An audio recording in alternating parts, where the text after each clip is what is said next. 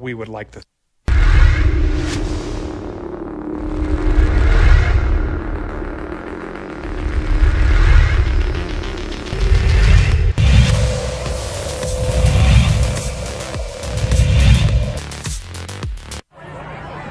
Hey, look! It's Dwight Goodman! This place is hot. Let's see if anyone needs my help. How about I drive you madman home, huh? I got this, Dwight. I'm the... Well, they call it Cup Set. Get it? Because it's the Open Cup tournament, and it was an upset, hence Cup Set. Good night out at the ball pitch last night, as New Mexico United was the better side. They were the better side on the pitch and got the results, and hence advance. As New Mexico United beat the team that was dressed up as the top team in the MSL West 4-2 out at Isotopes Park to advance to the round of 16 in the U.S. Open Cup in front of 5,622. They make it another home game. New York Red Bulls 2 is up next. You don't know? They're not? That's Absolutely. already, it's on the road. They already did that draw for these. I didn't even, okay. All right, then they will. At least not in this round. Good morning to you, boys and girls. Celebrate. It's the opening drive. Jeff Symbieta and J. Buck. How you living? Oh, what'd it do? Good night out there last night, huh? It was. I watched most of that match last night, and the MLS squad. And I asked Eric Quill about this the other day. The head coach, technical director of United, when he was with us on Tuesday. What do you expect from them? And you and I talked about this. How did the MLS teams take it? Did they play their backup goaltender? They didn't. They rested 6 of their starters. How do they look at these sorts of things? That all said and done, I think what I learned last night is a good USL team is better than the back end of an MSL or MLS roster. And here's the thing. The headline doesn't tell you who played or did not play. No. The headline tells you who won the game. And that's what New Mexico United did. That's what the fans are embracing. Because if the MLS teams, if they're in the middle of their season and they want to take this as an opportunity to throw their young players out there, go for it. But don't be surprised when people give it to you. Don't be surprised when the USL and their fan bases let you know who won that game. And convincingly last night. It was 2 goals right back to back that really, really set the tone for New Mexico United. It was Zico Bailey who scored twice, basically in a minute and a half, 2-minute span. And then they got one in added time right before halftime, and it was 3-1 at halftime. Real Salt Lake dominated the possession in the second half, but they couldn't get they got one by Sam Bacchus, but they couldn't get 2 by. And then a late goal by New Mexico United and move on. I think it's a great night. And look, I think you can win, until United advances in the playoffs in USL Championship. I think maybe we'll see how that resonates. And this feels like a really good team, and maybe this is the team that does that. But until they do something in playoffs in USL, I almost would argue that to your lay person, the fan that isn't out there with the United sticker on their bumper, right? That isn't the flag waver and wears their gear all the time. This will generate more new fans and do more for their club by beating MLS teams, what people perceive to be, and it is the top level of soccer in America. And JJ, to your point, people aren't reading past the headline. They just what they know, what Sally down the hall knows, what Jimmy, who doesn't go to soccer games, what he knows. United just beat the top team in MLS West last night. Beat them 4-2, beat them handily. Yeah, and when you're scrolling on social media, you're seeing the post. It's the final score. It's a cup set. It's beating an MLS team, and that's really the perfect way for these squads. If the opponents want to go in there and use their depth and use their backup players, some of their bench, and not bring on a star striker until there's 10 minutes left in the game and they're already down in the contest. Yeah, that's the story, but that's not the headline that people are going to know. That's not what people are going to take from this game. And for USL teams now, it's you get to the round of 16, you get to the semifinals, can you still compete when those teams start taking it a little bit more seriously when they have their starters out there? That's, the ultimate challenge. But as long as you can go on this run, you can have the headlines.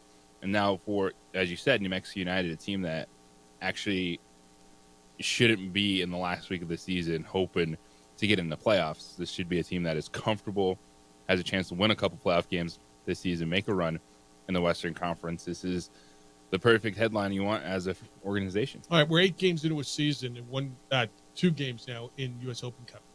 Is this the best version of New Mexico United you've seen so far? Is this the best team? Different names, guys. Some of the favorites aren't there. No Chris Wehan, no Devin Sandoval. Some of the guys that you've become accustomed to if you follow this team over its first 4 or 5 years of existence. But now that there's new blood, different dudes, it feels like they're much more dangerous. Is this the best version that we've seen so far? It is tracking towards that.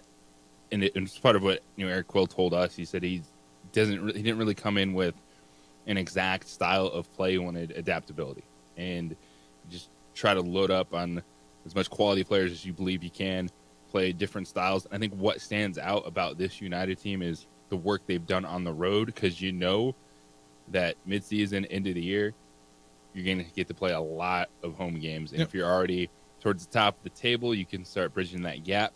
You're in a great position. Yeah. So they'll go back to the Eastern time zone. They'll play New York May 21 or 22. They'll announce when and what time that will be. They play twice the Eastern time zone and got beat both times, but this is kind of a different goal or a different game. This is this franchise, obviously, and it's funny how teams prioritize. I was listening to the broadcast, and it was the Real Salt Lake broadcast. It was shot from the other side. It looked different, right? It was shot looking to the east. It was their announcer and their British guy on the call, and it was good. But they gave New Mexico United so much love and so much credit for winning that match last night.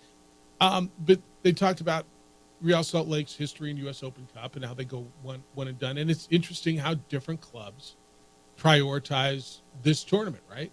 And the USL guys are going to throw everything at it.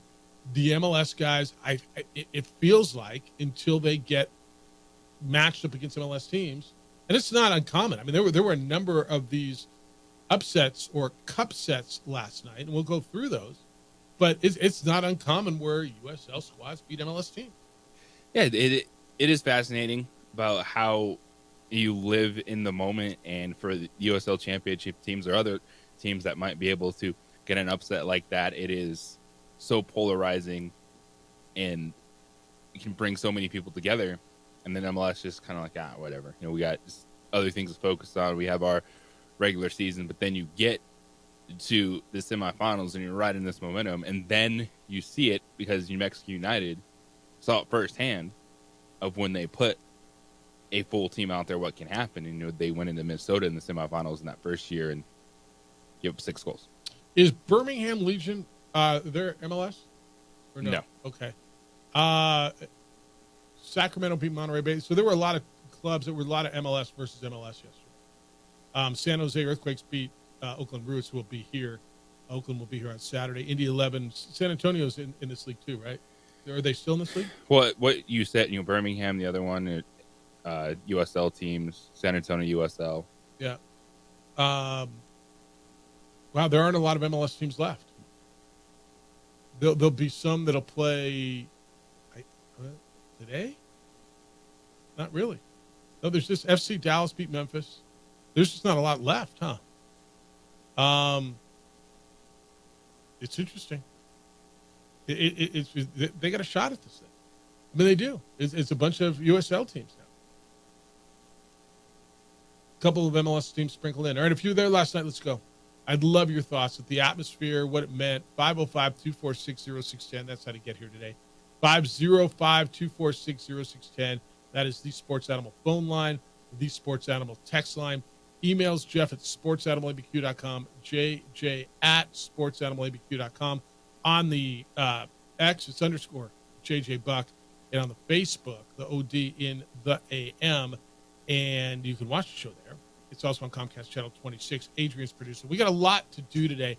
8 o'clock this morning, we're scheduled to be joined by Bill Hancock. Bill is the executive director of the college football playoff. He's overseen the college football playoff since its inception. He also oversaw the NCAA tournament. Bill's retiring at the end of this athletic year. And but I want to catch up with Bill before he retires because I want to celebrate his career, what he's done, because he's done unbelievable things for college athletics. But just get an idea, where this thing is going, the hands that it's in, what the committee is, what it means for Group of 5 teams like Lobos, the Aggies, whatever your team might be, in regards to the playoff expanding, and what it means for bowl games and what the process is. So we'll talk with Bill Hancock coming up. That's going to be at 8 o'clock. 9 o'clock, we get a little bit of Duke City Gladiators.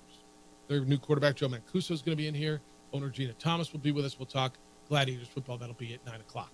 505-246-0610. Lucky, good morning. You're on the Sports Animal. What's up, Lucky?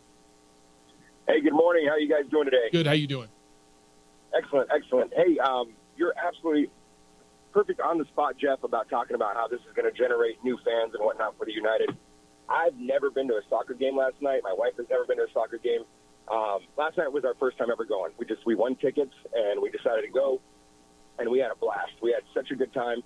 We had no idea what was going on. We didn't know it was a cup game. We started talking to people there. They explained what was going on. They explained the game to us. A lot of people I didn't know anything about soccer, but I know hockey, right? So yep. I was able to generate some information about soccer related to hockey, and then I understood the game a little better.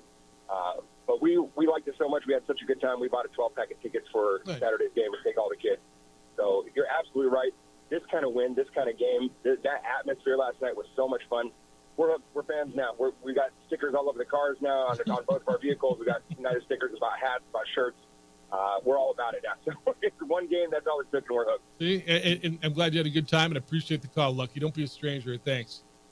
See, all right, you guys have a great day. I think a win like that, and again, now maybe he would have been the same if they went out and beat Oakland Roots last night, or Orange County FC or whatever, another USL game. But I think it resonates. There's going to be people who just go, wow. And we're going to start hearing people go, well, we should be in MLS, and we're going to tap the brakes on that because what it means. But I just, again, I'm going to go back to best thing that ever happened to this club was that cup run in 19. That's 2019. Yeah.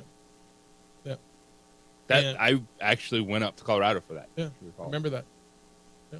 And just the atmosphere, surrounding the team. First year, going out there and beating MLS teams. Now it's to the point is you got the wake-up call in the semifinals when the MLS shows up to play. Yeah, but they might not be around. There's no teams left. They 6-1.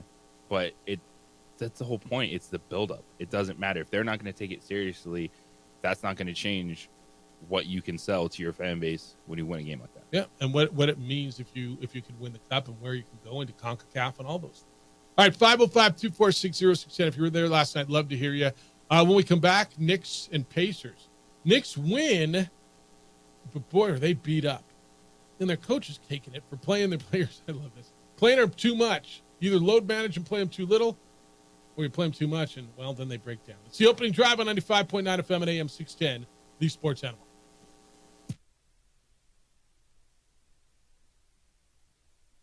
We would like to thank the following sponsors for making this broadcast possible.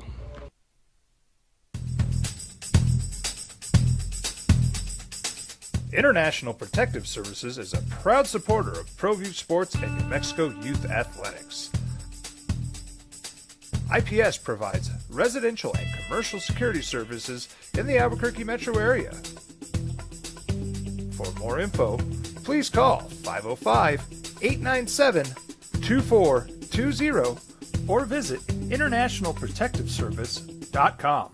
What's going on, Lobo Nation? Ja'Cory Krosky-Miller here. And I'm Devin Dampier. The Lobo football team's going through some changes, but we're here to stay. We'll put in the work on the field and in the weight room, but we'll need your help off the field. 505 Sports Venture is leading the charge in the NIL space. And you can be part of it.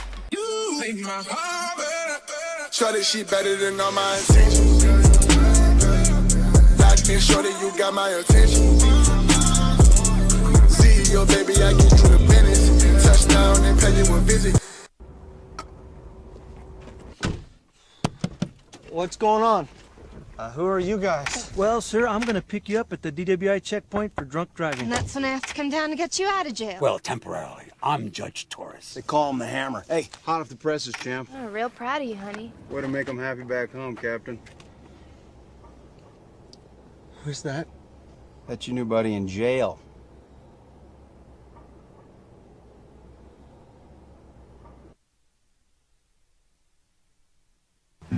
I'm going out, Grandma. When are you coming home? I'll be home late. Don't wait up, okay?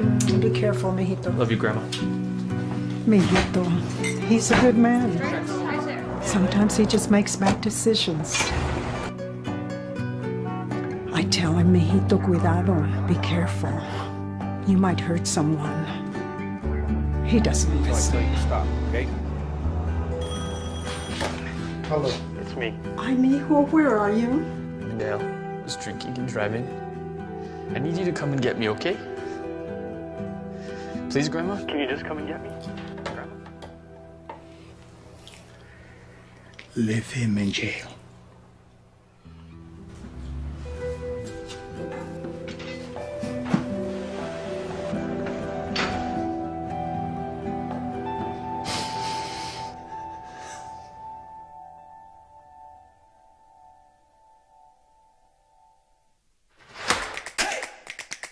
Albuquerque's leader in sports is Pro View. From pros to prep. All your favorite action.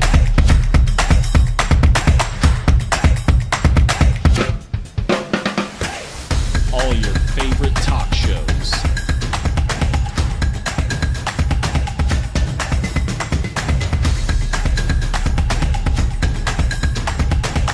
Find it on Pro View Networks. We would like to thank the following sponsors for making this broadcast possible.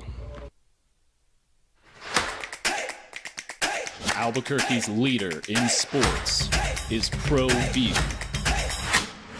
From pros to prep. All your favorite action.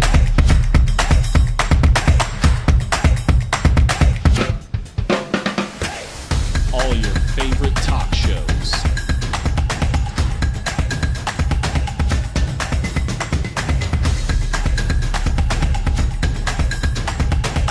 Find it on Pro View Networks.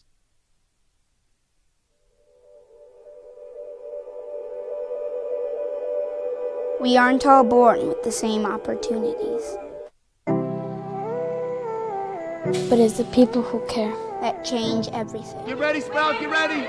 My coach, my teacher, my older sisters, my grandma, my brother, my tutor, my dad and my mom. As New Mexicans, it's up to all of us to do our part. So that no child goes without love. And no family has to do it all on their own. They're all our children. Every single person is called to make a difference in the life of a child. It's up to all of us to do our part. To pull together. Pull together. Pull together. To make New Mexico the best place to be a kid.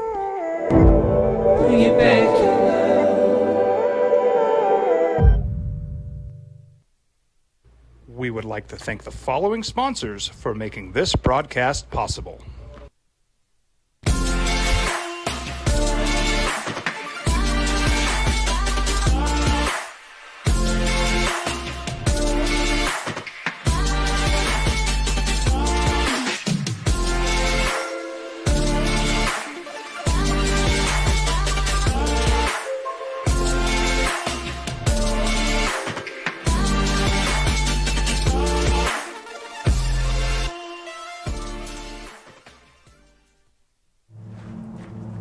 Young driver, this one. Hard to get her out.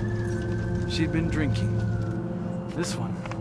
Both of them gone. They'd been drinking, and he drove clear off the road. This was my family. Drunk driver hit us. And my wife and our daughter, they didn't make it. Hey, look! It's Dwight Goodman! Boom! This place is hot. Let's see if anyone needs my help. How about I drive you madman home, huh? I got this, Dwight. I'm the designated driver. Boom. Sweet. Does anyone need Dwight's help getting home tonight? No thanks, Romeo. I've got a taxi all lined up. Drive safe, Dwight. Boom! Boom! The one thing, the Pacers stop complaining about the officials and complain about the fact you have not played an ounce of defense this entire season, and this is what happens. Certainly not in fourth quarters. This is who they are. They try to outscore you, and then when they realize, our defense is not great, there's no way to slow down this game, they don't have any other way to win. You're the second round of the NBA playoffs, you have a good offense, but the reason isn't the referees. Now, there's things we can talk about of, why can you an inadvertent whistle here be talked about versus the whole kickball? Is that not a fair ask? Which is the fair ask. But I'm also looking, you gave up 130 points, and all you want to do is sit there and say, the refs are out to get you. You send your complaints in to the league office. Well, how about Rick Carlisle not playing TJ McConnell at all, your best perimeter defender in the fourth quarter? You know who you are. You're a team that plays no defense, and you're complaining to the refs, looking for help. The help needs to come by playing some defense. He said there was 29 clips that he could have submitted to Rick Carlisle could have submitted to the league for review. I don't know what it does to submit them to the league so they can say, yeah, you're right. So we missed them, that we screwed up. He basically is saying, and not basically, he is saying that the big market teams get the call. The small market team deserves an equal shot. Game one came down to, and again, nothing is decided completely, but it did come down to a couple of calls, right? Game one came down to an absolute missed kickball call that wasn't a kickball, and it came down to a controversial offensive illegal screen in a 1-point game, right? Is there an argument there? No. Okay. And they both went against him. And he said, look, I didn't submit them because I felt like, we'd get a more balanced whistle, and it didn't go that way tonight. And he said a couple examples. 5:08 in the third. The whole world knows that Halliburton's got a bad back. Hart comes up and shoves him in the back. It's all over Twitter right now because a few people have showed it to me. JB DeRosa is looking right at it. You can see that's the referee. He's got vision, and he shoves Tyrese into the corner, and there's no whistle. And you look at him. I mean, he literally shoved him right in the back. He said it was shocking. There are many others. I can promise you we're going to submit these tonight. New York can get ready. They'll see them too, Carlisle. This is all Carlisle. He's not wrong. Now, what are they going to do? They say, yeah, then we missed a few calls. It can become talking points in a series if something is happening over and over that the referees can discuss. I'm looking at the third quarter when you have a 10-point halftime lead and New York outscores you 36-18 and you just want to cry about the refereeing. Cry about your defense and realize that that's something you've not done all season long. Yeah, you don't and that's why you're losing this series to a Knicks team that is going to have 3 players left on the floor. And it's going to be the Villanova players. And those 3 Nova players are going to end up still beating you if you play defense. Like and Brunson's obviously hurt. Hart plays all night long. He doesn't sit. DiVincenzo's insane. He played how many minutes last night? 44. So DiVincenzo played. He's having the postseason of his lifetime with the shots he's hitting in the fourth quarter. So I want to have the conversation on is there a reason that is the reason that these guys are getting hurt because Tom Thibodeau's playing them too much? Where do you want him to go? I mean, he played Precious Achiuwa 28 minutes. Robinson's hurt. Miles McBride played 20 minutes for him last night. Where do you want him to go? I mean, do you want him to start playing, DeQuan Jeffries? Is that what we want? I mean, you're getting paid to play a game. I don't feel that way. And it's a postseason, and this is what the Knicks need to do. McBride is going to give you minutes. Prince Achiuwa is going to have to step up. Or Precious, excuse me. To me, it's no. Like, you got hurt because he could have played 37 minutes or 43 minutes. OG. He played 3, man, and popped it. I mean, like, it's yes. All right. Also, last night, and spent the first segment on this. United went 4-2 against Real Salt Lake. They advance. Rick, you want to talk about United? Good morning, Rick. How you living? Yeah, I just wanted to say that the atmosphere was electric last night. And talk about some bad referees, man. Those referees couldn't call nothing last night. So wait, you won 4-2. So how much would you have won by if the referees were good? What's that? How much would you have won by if the referees were good? Oh man, well, we should have had a couple more up there at least. Yeah. All right, but you had a good time out there. Oh yeah, definitely. The atmosphere was electric, man. Right on. All right, man. I appreciate you, Rick. Thanks for the call. Yep. Good time out there last night. So you won 4-2 and the referees were bad. Just think if the referees weren't horrible. They'd won 6-2. All right. Home crowd's never satisfied with the referees, are they? Ever? No. Ever? No. And I was listening to, again, the broadcast, and the Real Salt Lake guys would go, well, I mean, when you're the away team, you don't get any calls. They didn't like the referees either. So. All right. Keep them coming. Anything you want me to ask to Bill Hancock when he's with us, let me know. 505-246-0610 or send me an email, jeff@sportsanimalabq.com. Bill is the executive director of the college football playoff, and he'll be with us coming up at 8 o'clock on the opening drive on 95.9 FM and AM 610, the Sports Animal. This report.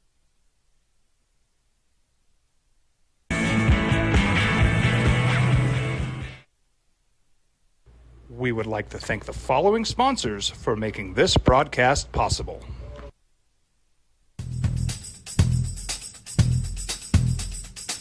International Protective Services is a proud supporter of ProView Sports and New Mexico Youth Athletics. IPS provides residential and commercial security services in the Albuquerque metro area. For more info, please call 505-897-2420 or visit internationalprotectiveservice.com.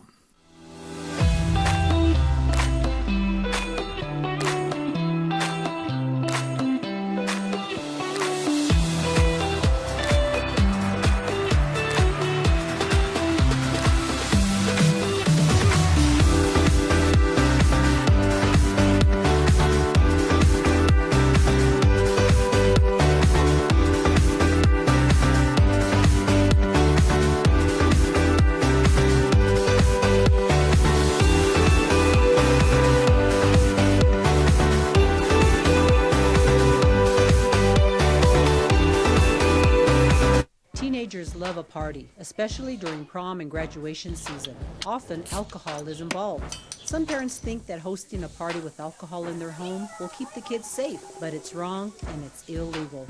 As a parent, to allow your teenagers' underage friends to consume alcohol on your property is a felony. Parents who host lose the most. Don't be a party to teenage drinking. This is a program of the Drug Free Action Alliance. For more information, go to burnco.gov/do-not-host.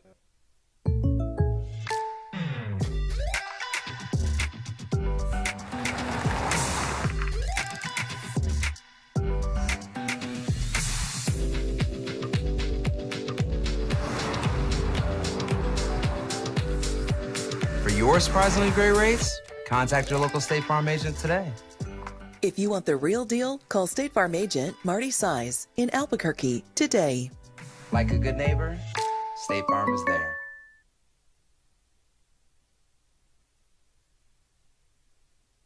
Don't sacrifice quality and flavor when you're in a hurry.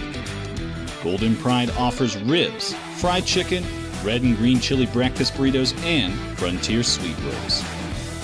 4 great locations, or visit us online at goldenprideabq.com. Golden Pride Barbecue Chicken and Ribs are proud supporters of ProView Sports. Hi, I'm Steve Stucker here for Dr. Robert Melendez and the Juliet Eye Institute. You may remember me like this, but no more. The glasses are gone. I tossed them months ago because of a brand new procedure from Dr. Melendez known as RLE, Refractive Lens Exchange. The latest technology, the best eyesight I've ever had in my life, and you can check it out by clicking on the link in the description right here. What's going on, Lobo Nation? Ja'Cory Krosky-Mir here. And I'm Devin Dampier. The Lobo football team's going through some changes, but we're here to stay. We'll put in the work on the field and in the weight room, but we'll need your help off the field. 505 Sports Venture is leading the charge in the NIL space. And you can be part of it. Try this shit better than all my intentions. Locked in, shorty, you got my attention. See your baby, I get you the business. Touchdown and pay you a visit.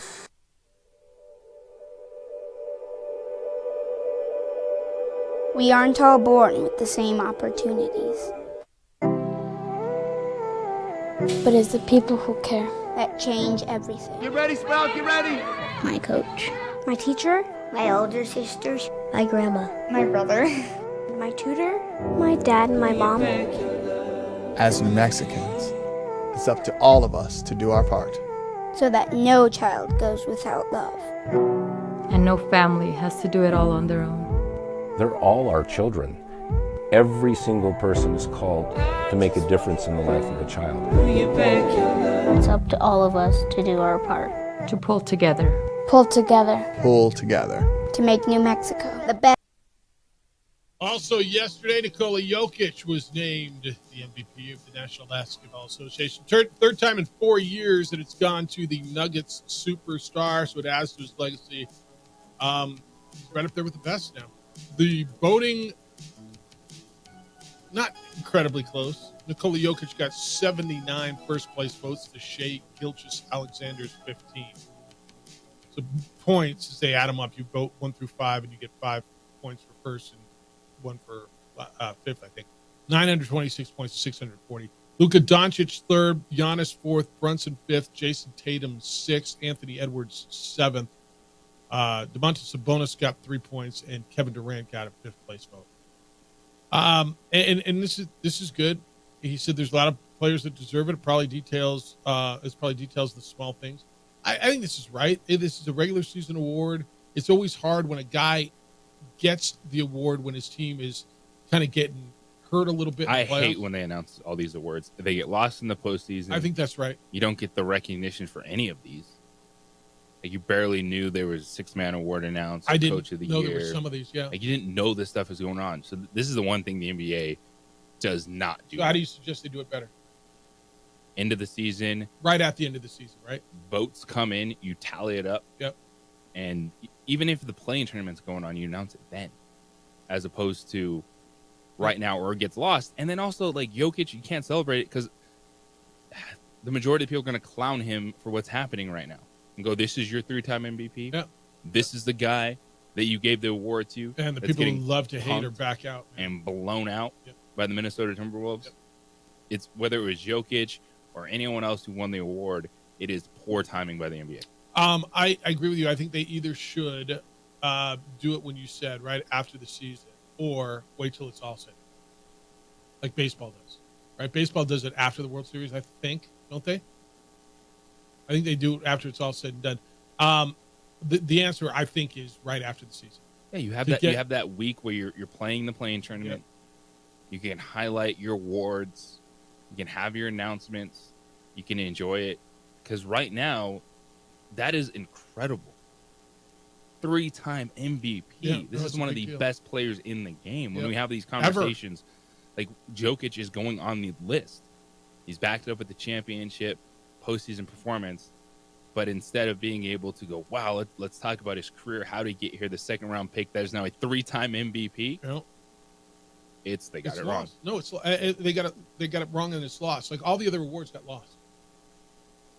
He's the first center in 6 decades. That's 6 decades to win MVP 3 times in 4 seasons. Kareem did it 73, 74, and then in 76, 77. He did back in that era.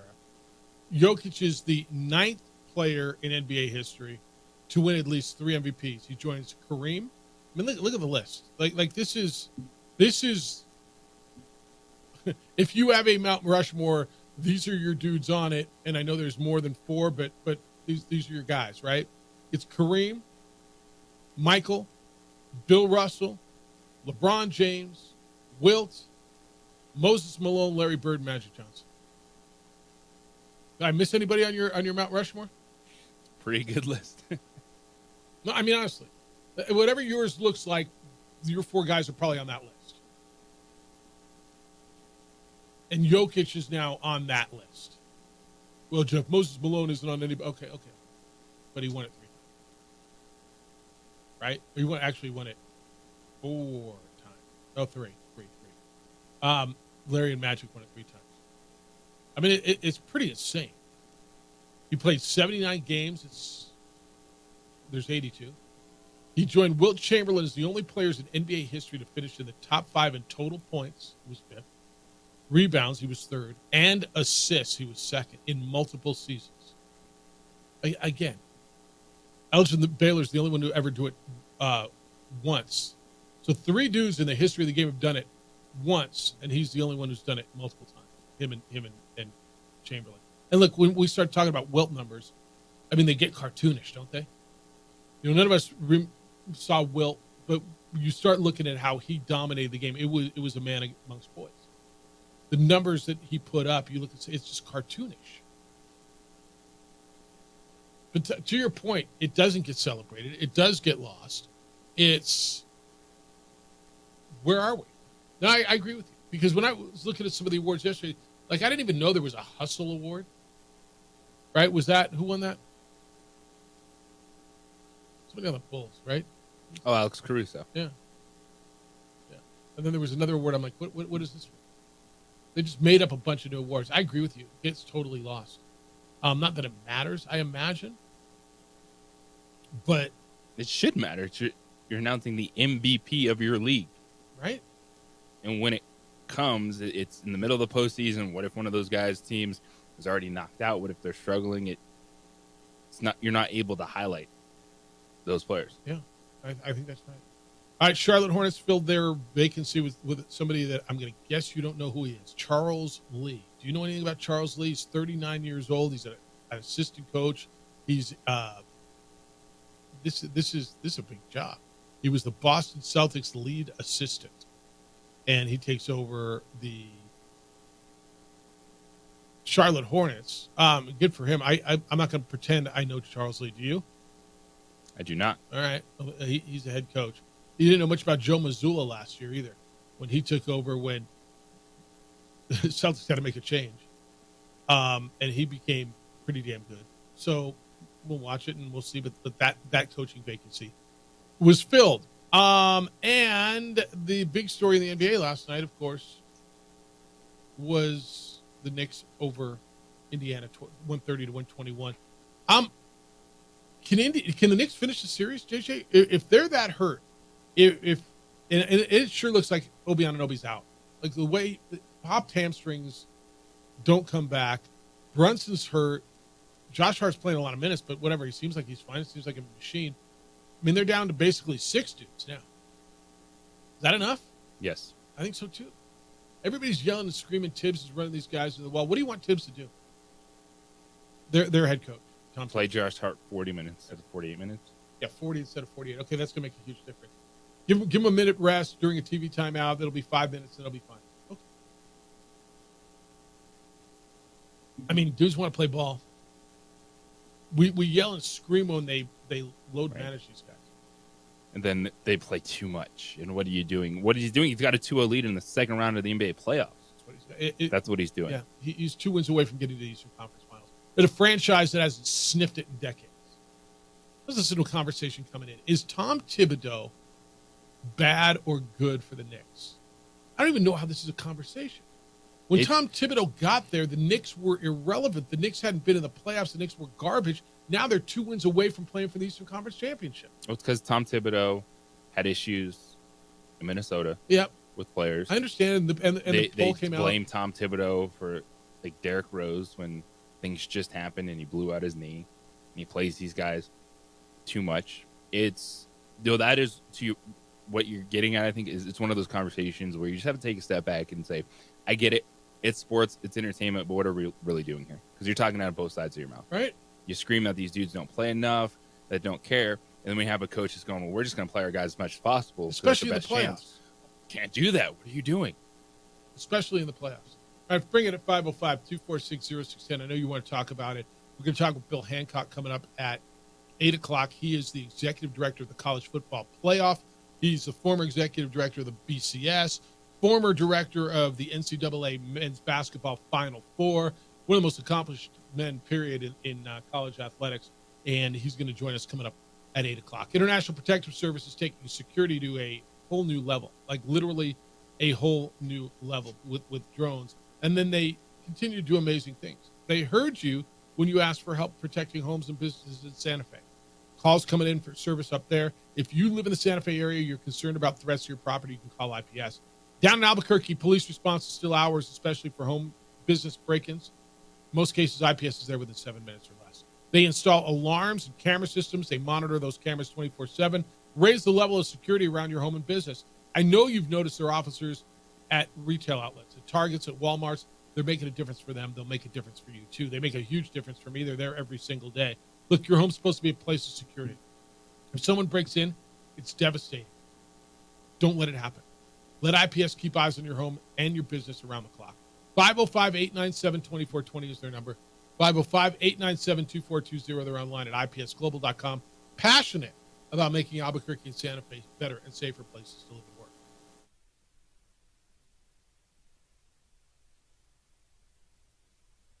We would like to thank the following sponsors for making this broadcast possible.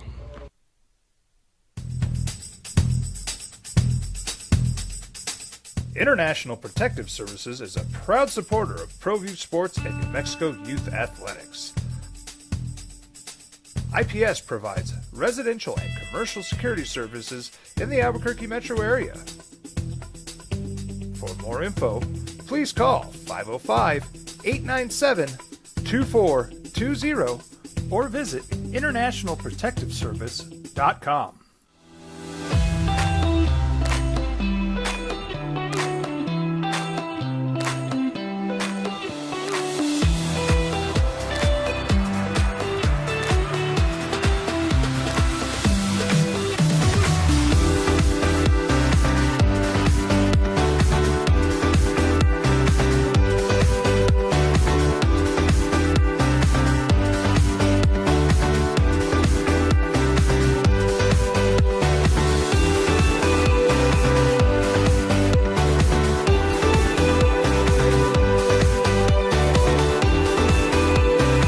Teenagers love a party, especially during prom and graduation season. Often, alcohol is involved. Some parents think that hosting a party with alcohol in their home will keep the kids safe, but it's wrong and it's illegal.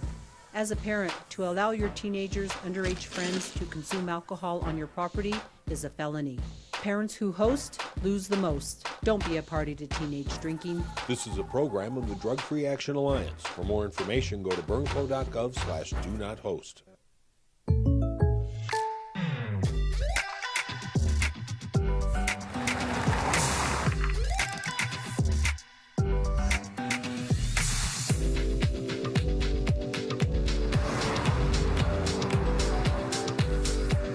For your surprisingly great rates, contact your local State Farm agent today.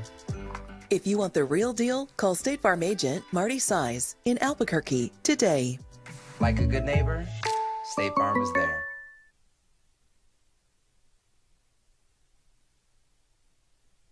Don't sacrifice quality and flavor when you're in a hurry. Golden Pride offers ribs, fried chicken, red and green chili breakfast burritos, and Frontier sweet rolls. 4 great locations, or visit us online at goldenprideabq.com. Golden Pride Barbecue Chicken and Ribs are proud supporters of ProView Sports. Hi, I'm Steve Stucker here for Dr. Robert Melendez and the Juliet Eye Institute.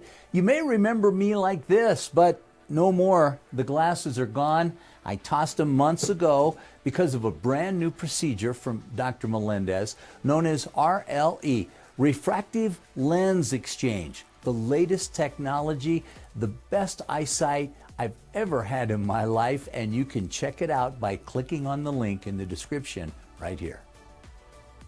What's going on, Lobo Nation? Ja'Cory Krosky-Miller here. And I'm Devin Dampier. The Lobo football team's going through some changes, but we're here to stay. We'll put in the work on the field and in the weight room, but we'll need your help off the field. 505 Sports Venture is leading the charge in the NIL space. And you can be part of it.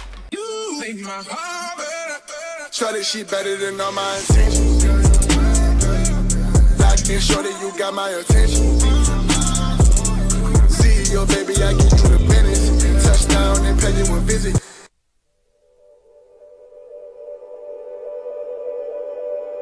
We aren't all born with the same opportunities. But it's the people who care that change everything. Get ready, Sprout, get ready. My coach, my teacher, my older sisters, my grandma, my brother, my tutor, my dad, and my mom. As New Mexicans, it's up to all of us to do our part. So that no child goes without love. And no family has to do it all on their own. They're all our children. Every single person is called to make a difference in the life of a child. It's up to all of us to do our part. To pull together. Pull together. Pull together. To make New Mexico the best place to be a kid.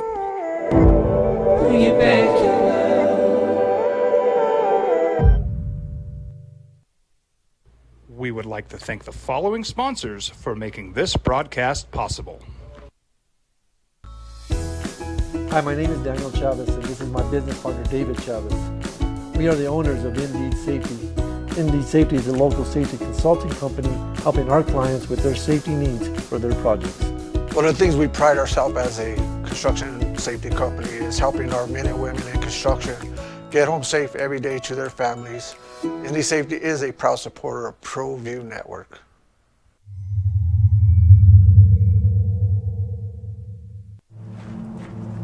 Young driver. The opening drive, Jeff Symbieta, J.J. Buck. The number to get in is 505-246-0610. Dan, you want to talk about the Knicks? Good morning. Dan, how you living? Hey, I'm doing good, guys. Hey, you know what? Looking at the New York Knicks and what they're doing, that's a team that knows how to finish.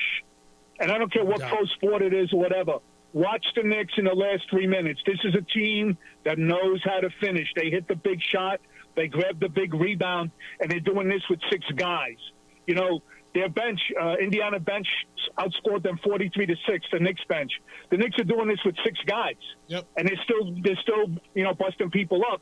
And if they take one, all they have to do is split in Indiana, and they got that series won. I don't see anybody right now. I don't think Indiana can stop them. They had multiple opportunities on the road to knock them out, and they didn't take care of the Knicks. The Knicks took care of them, and they know that. And they know that they got a team that's only playing with 6 guys, and they're still getting up off the mat and punching them in the face. You know, Indiana had a big lead on them. The Knicks came back. They did it in the first game and in the second game. And in those last 2 or 3 minutes, watch the New York Knicks. That's a team that knows how to finish. And anybody that likes to watch teams that know how to finish, watch the Knicks, guys. They're doing phenomenal. Thanks, fellas. And he's so right, and that's where Indiana's faltered. And you know, Rick Carlisle, the Indiana coach, can complain about the referees and all he wants, but his team hasn't finished.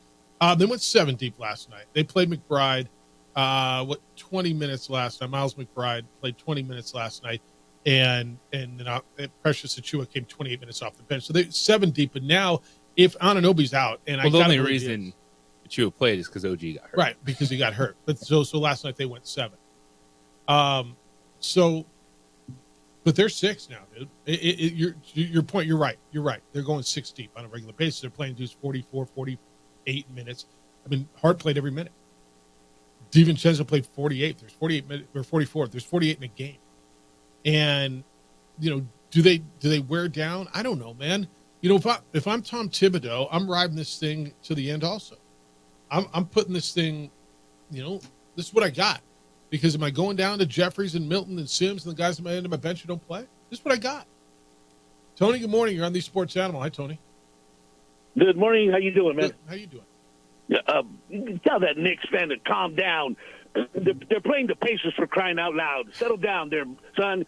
Wait till they play the Celtics. Okay, Celtics are gonna roll through everybody. It's gonna be the Celtics and the Timberwolves in the finals. Ain't nobody stopping the Celtics. Nobody. Probably right. This is the part, Jeff. Right. Jeff, this is the part where you say, yes, Tony, you're absolutely right. That's probably right, Tony. I mean, I think you're probably right. I think the Celtics have been the best team all year. They've been. See, you're a smart man, Jeff. You're a smart man. You guys have a great day, okay? All right. I mean, he's not wrong. And the Celtics seem to be rolling even with the Porzingis injury. Derek White's been great. Tatum, Brown, everything that they're getting. Horford's giving them the minutes in place of Porzingis. I mean, they're injured a little bit too with Porzingis down, but they're way deeper. I don't think he's wrong. Do you think the Knicks can beat the Celtics, No. especially without Anunoby? No. Not like this. The Knicks can beat the Pacers and get to the Eastern Conference Finals, which is the story we're talking about. Good job, good effort, man. That's It's exactly to that point. The Boston Celtics have a golden path. The Boston Celtics aren't playing in the NBA Finals. It is one of the biggest failures of the NBA season. Text line says it's crazy. All you have to do is say Michael and everyone knows. Yeah, that's right. I was reading the list. You say Larry Bird and Moses Malone and Michael. Yeah, there's one name dudes, man. Michael, Tiger, Phil. No, I guess not Phil. Michael, Tiger, Tom.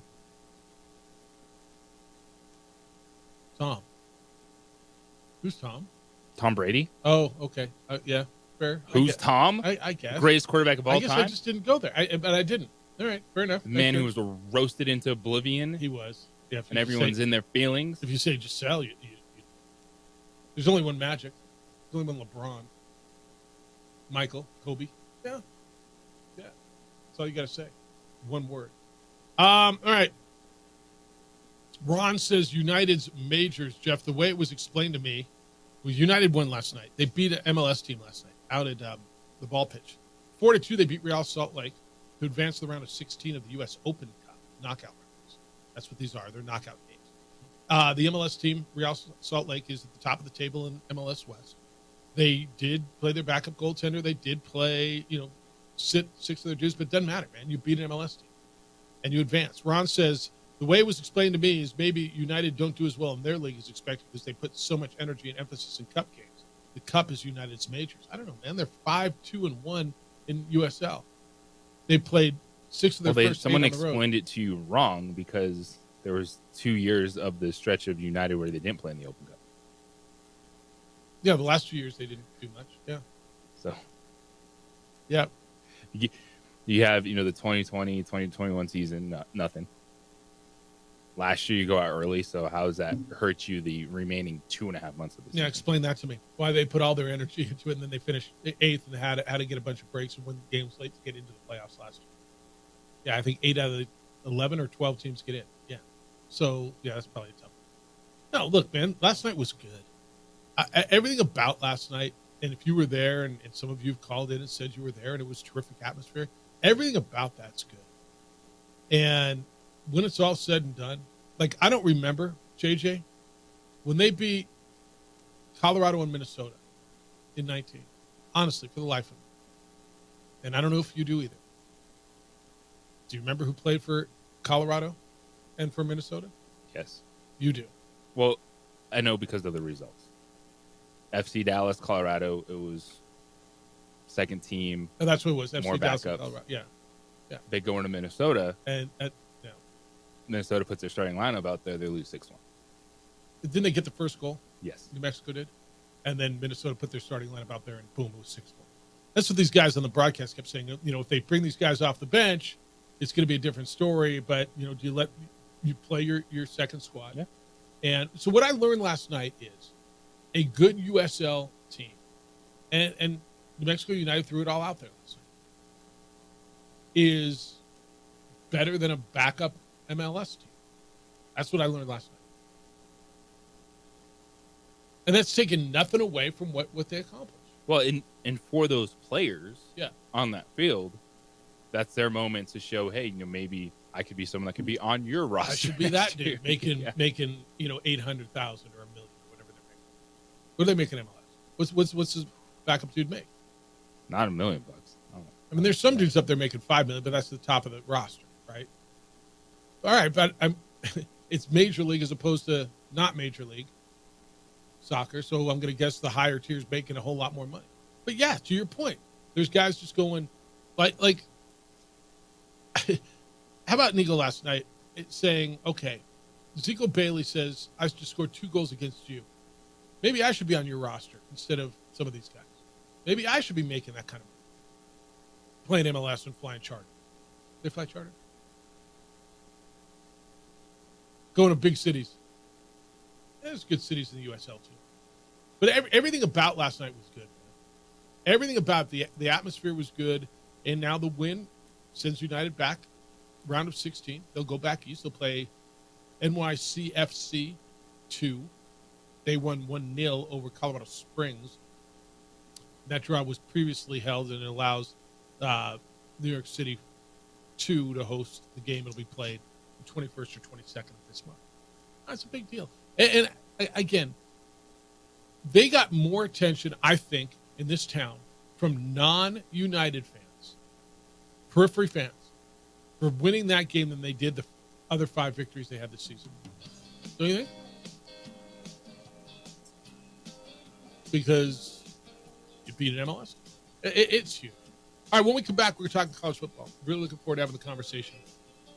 Bill Hancock is the only executive director college football playoff has ever known.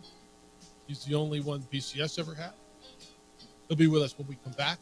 We'll talk about the college football playoff, where it goes, what is it, what's it going to look like. Looking forward to having a conversation with the executive director of the college football playoff, Bill Hancock. Next on the opening drive on 95.9 FM and AM 610, the Sports Sound.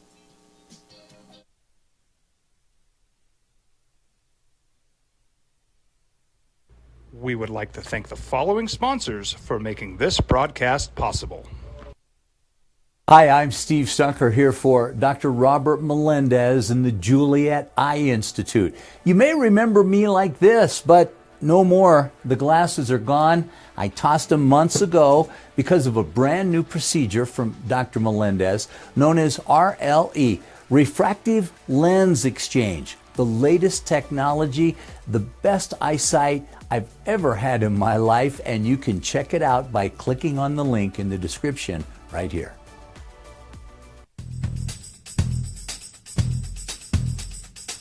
International Protective Services is a proud supporter of ProView Sports and New Mexico Youth Athletics. IPS provides residential and commercial security services in the Albuquerque metro area.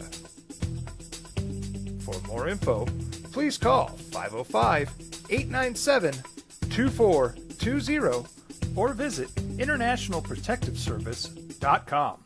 If you're drunk, blasted, intoxicated, ripped, plastered, taint, destroyed, bruh. If you're like this, you shouldn't be driving. Albuquerque's leader in sports is ProView. From pros to prep, all your favorite action.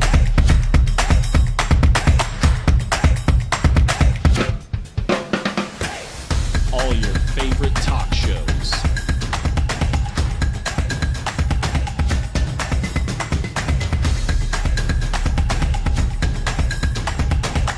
Find it on ProView Networks. We would like to thank the following sponsors for making this broadcast possible.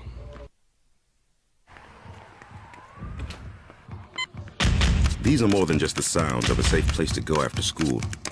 These are the sounds of interest being ignited and of mentors making an impact. At Boys and Girls Clubs, we don't do just one thing. We do whatever it takes to meet the needs of every kid who comes through those doors. Because whatever it takes is what it takes to build great futures. Great futures start here.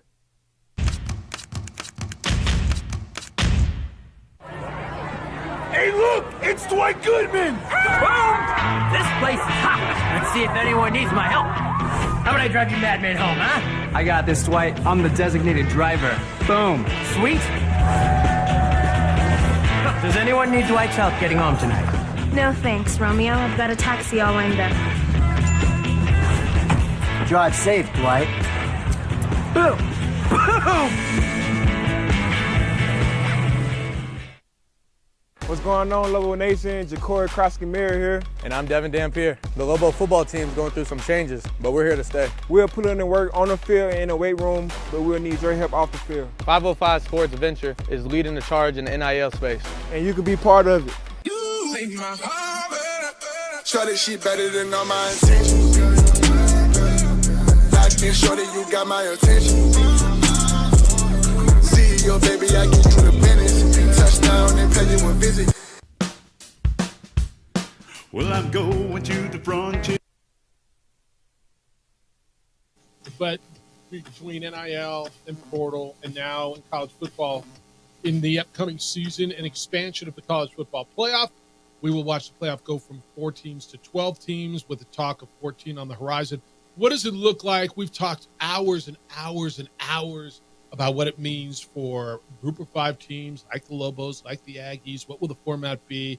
And I got a chance to spend a little bit of time with the executive director of the college football playoff, Bill Hancock, over the past couple of weeks. And I thought it'd be interesting for you to hear some of what he has to say. He's one of the most accomplished men really in the history of college athletics. He was the director of the NCAA Men's Final Four. He was the first and only executive director of the BCS. He's been the first, and up until his retirement coming up this summer, the first executive director of the college football playoff. He is Bill Hancock. It's the opening drive. Jeff Symbieta and JJ Buck. Bill Hancock joins us on the Sports Animal. Good morning, Bill. How you living?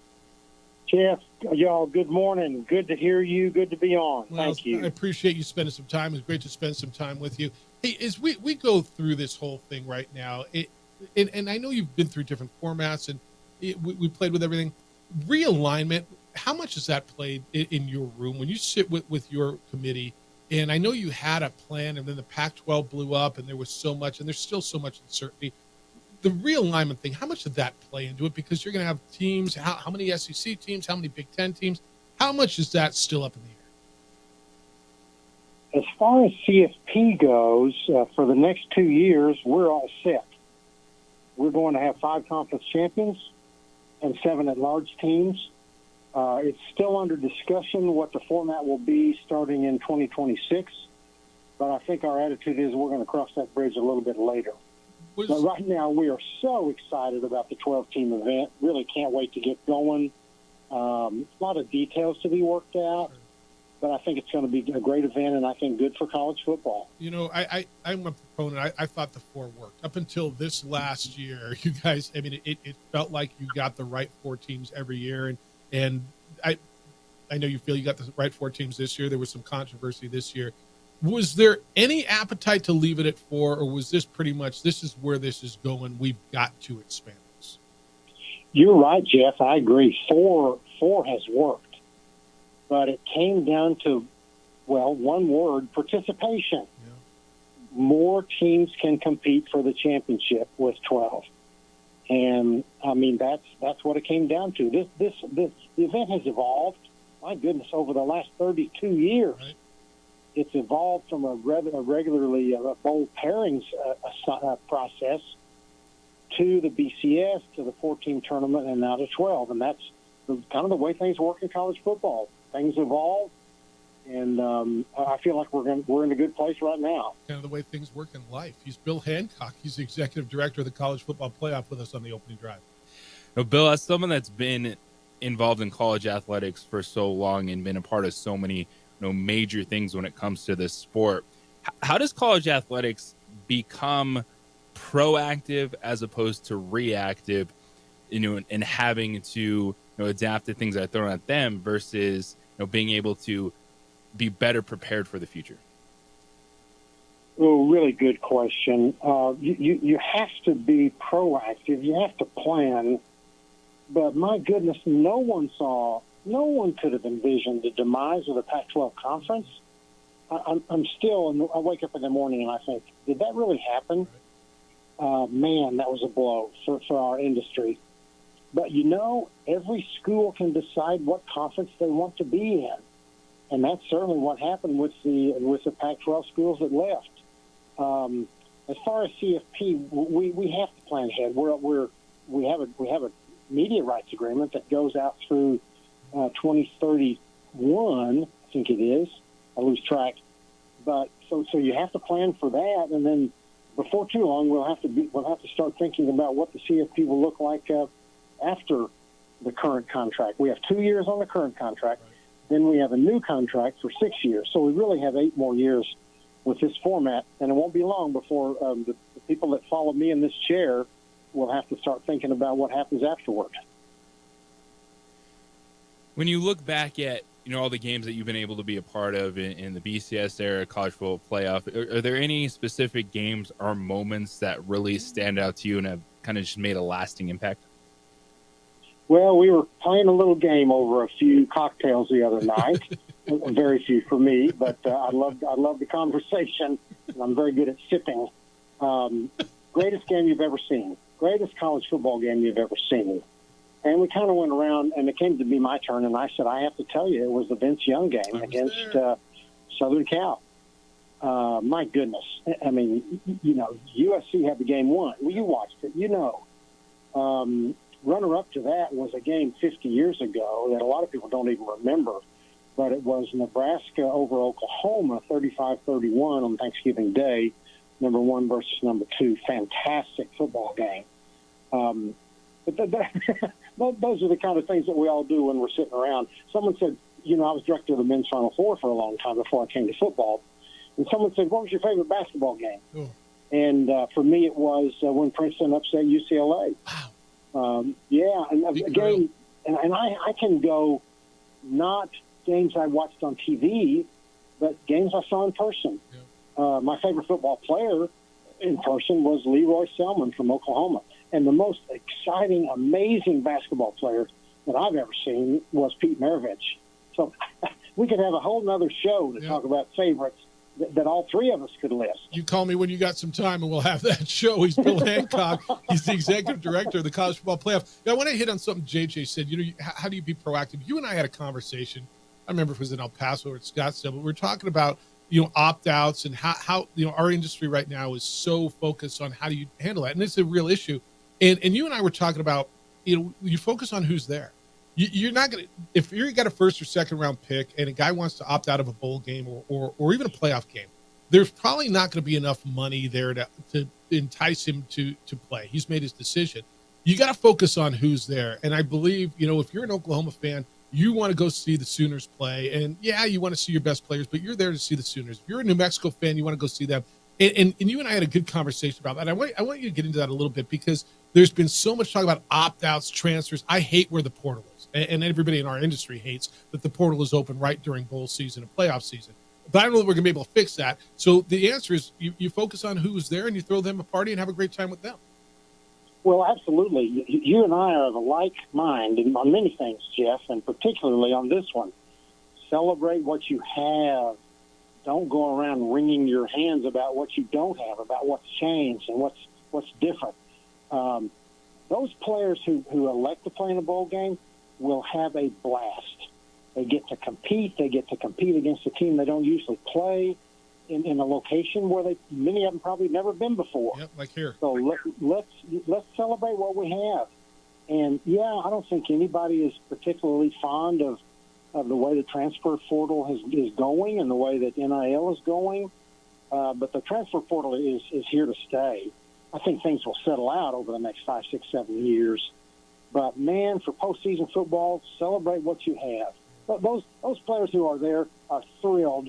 They're delighted to be able to go play in a bowl game. Yeah, and I want to talk to you about the future of bowl games here in regards to the playoff in a second. But I want to hit on this because in this market, Mountain West with New Mexico, Conference USA with New Mexico State, and where does the Group of Five play? And I've been in on conversations where people focus on what happened last year. And look, Liberty got beat badly by Oregon. But I look at other games, and I see the year before Tulane beat SC. I believe it was in the Cotton Bowl. I watched Boise State win game, Cincinnati. There have been plenty of Group of Five teams who have competed in whether it was the BCS game or in the New Year's Six games.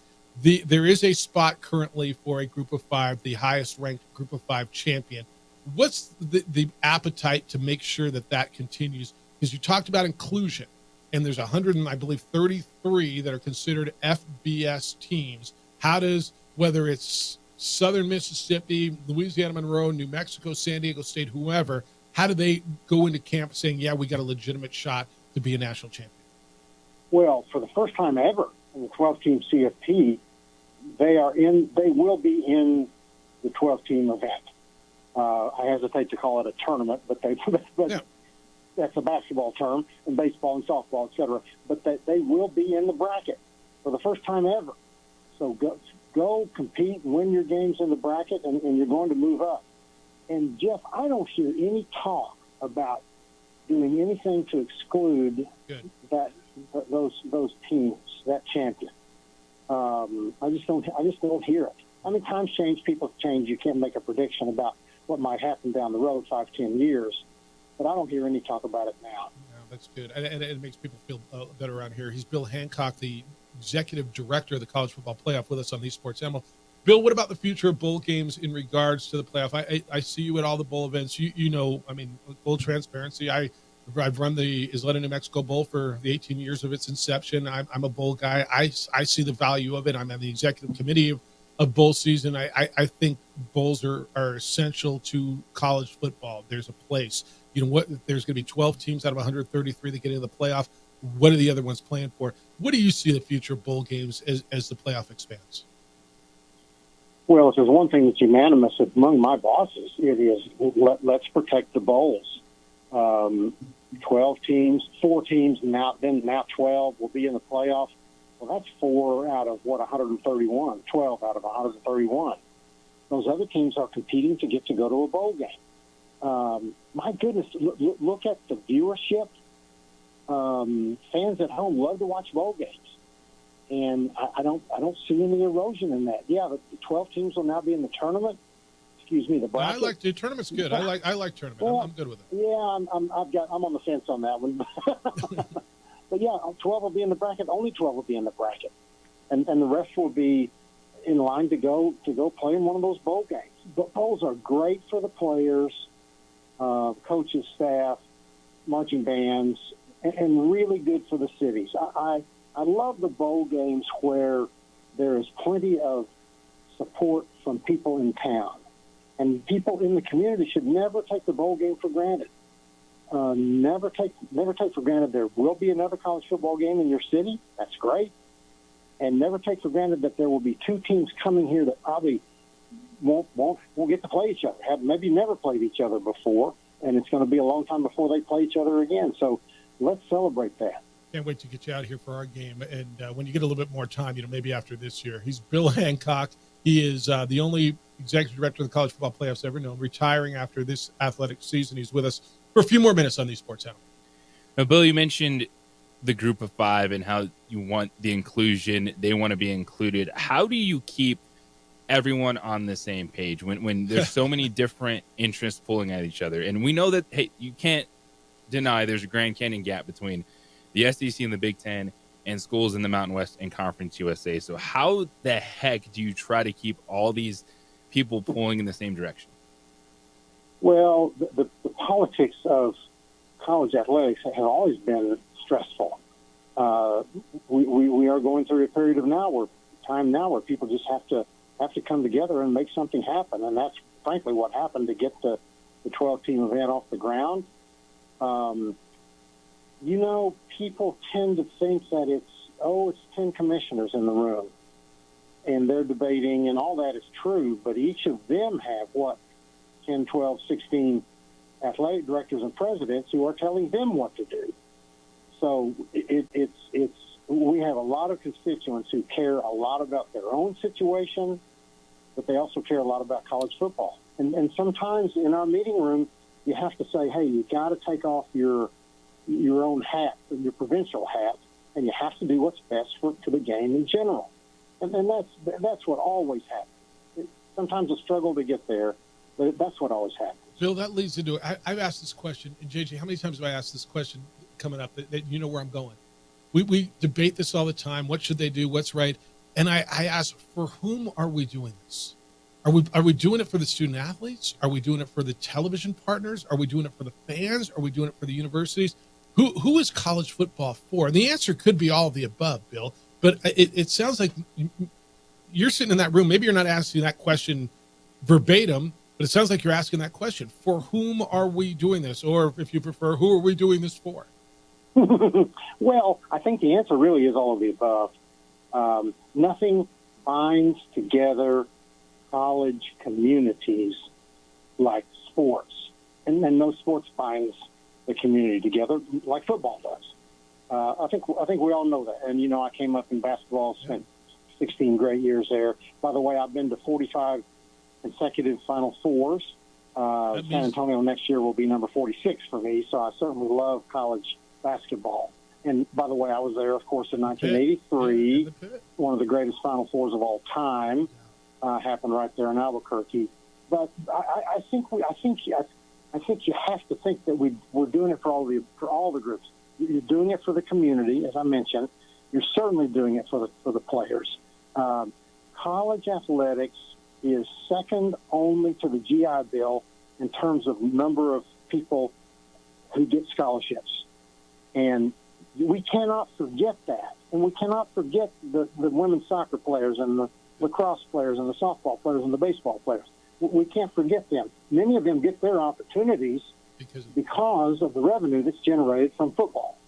So let's not forget those. It's inarguable. All right, I got to thank you for two things. JJ, there's an executive director picture out there from bowl season, all the executive directors of the Bulls.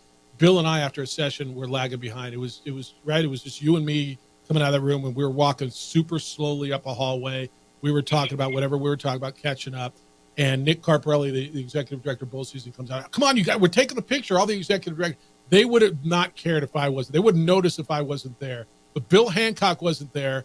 So you're the only reason I got in the photo, because if it was just me by myself, I wouldn't. Jeff, you are so wrong about that. I told you that day, and I still tell you are so wrong about that. But it's great to be with you, and always great to be with all the other bowl directors. And I want to give you a little Albuquerque, New Mexico color here. I rode my bicycle across the United States one time, as you know, Jeff, and I rode across New Mexico, Camado, San Antonio, Ruidoso. Clovis, and off into Texas. And people say, of your 9-state journey across the country, what was your favorite state? And I told you, Jeff, and you looked at me like I was crazy, but my favorite state was New Mexico. Beautiful topography, great weather, really some very quiet places to visit that I loved. So, yeah, great ride for me on a bicycle across New Mexico. And, yes, of course, I did stop and have a piece of apple pie at Pie Town. I didn't look at you like you were crazy. I looked at you somewhat in amazement and gratitude. Hey, and gratitude, thank you for everything you've done for college sports. You have been, first of all, for me, you've been a great friend. And as I've been doing this business and grown over the last 18 years, you have been a great sounding board and a great friend to me and to the game here in Albuquerque. But what you've done in your roles in college athletics and obviously with the playoff and the BCS, I know I'll see you. I know we're going to run into each other. I know we're going to stay in touch. But thank you for everything you've done. I've watched you get honored in so many places, and so many people say great things, and they're all right. And all of those things you've done, you've got great work. You're a better person. You're a better human being. And I appreciate the friendship. I appreciate what you've done for college athletics, getting the playoff to where it is. It's in great hands as it moves forward. But thank you for your friendship and for your leadership and for your passion for everything you've done. Thank you, Jeff. Back at you. It's a great friendship, great relationship, and JJ, it's good talking to you. I just hope you can keep Jeff in line. I'll try. Be well, my friend. I'll see you sometime soon. I know we'll cross paths this summer. I appreciate the time as always. All right, you bet. Y'all take care. Take Bye. care. He is Bill Hancock. He's the executive director literally of the college football playoff. JJ, literally one of the good guys. Seriously. Nobody doesn't like Bill Hancock. It's the opening drive on 95.9 FM and AM 670 Sports Hour. This report is sponsored by Bank of America.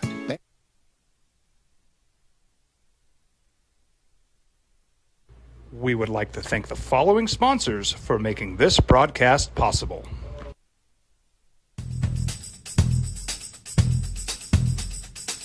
International Protective Services is a proud supporter of ProView Sports and New Mexico Youth Athletics. IPS provides residential and commercial security services in the Albuquerque metro area.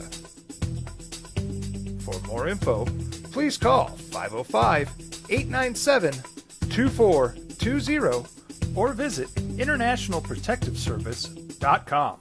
What's going on, Lobo Nation? Ja'Cory Krosky-Miller here. And I'm Devin Dampier. The Lobo football team's going through some changes, but we're here to stay. We'll put in the work on the field and in the weight room, but we'll need your help off the field. 505 Sports Venture is leading the charge in the NIL space.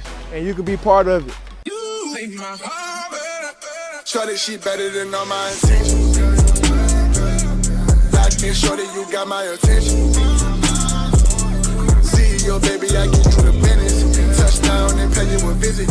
ProView Networks would like to thank the following sponsors for making this broadcast possible. Hans Whitler Automotive, German car maintenance and repair in Albuquerque, New Mexico. Call 505-294-7684 or visit hanswhitlerauto.com. Hi, I'm Steve Stucker here for Dr. Robert Melendez and the Juliet Eye Institute. You may remember me like this, but no more. The glasses are gone. I tossed them months ago because of a brand new procedure from Dr. Melendez known as RLE, Refractive Lens Exchange. The latest technology, the best eyesight I've ever had in my life, and you can check it out by clicking on the link in the description right here.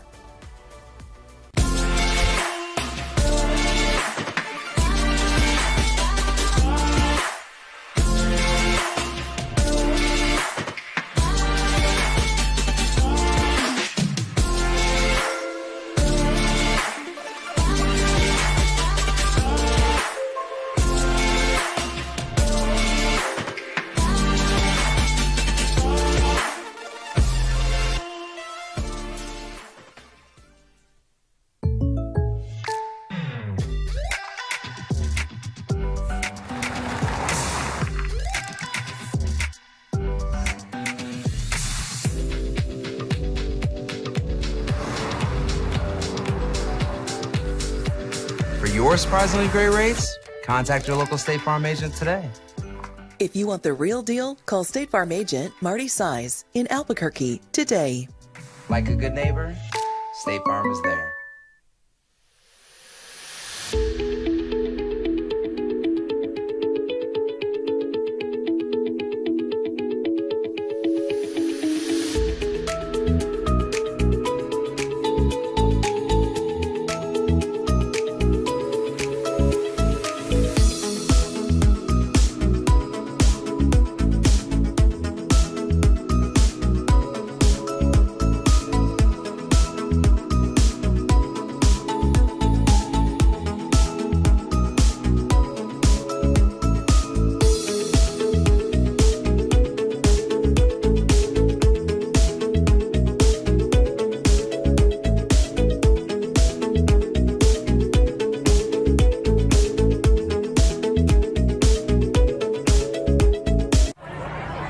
Hey, look! It's Dwight Goodman! Boom! This place is hot. Let's see if anyone needs my help. How about I drive you madman home, huh? I got this, Dwight. I'm the designated driver. Boom. Sweet. Does anyone need Dwight's help getting home tonight? No thanks, Romeo. I've got a taxi all lined up. Drive safe, Dwight. Boom! Boom!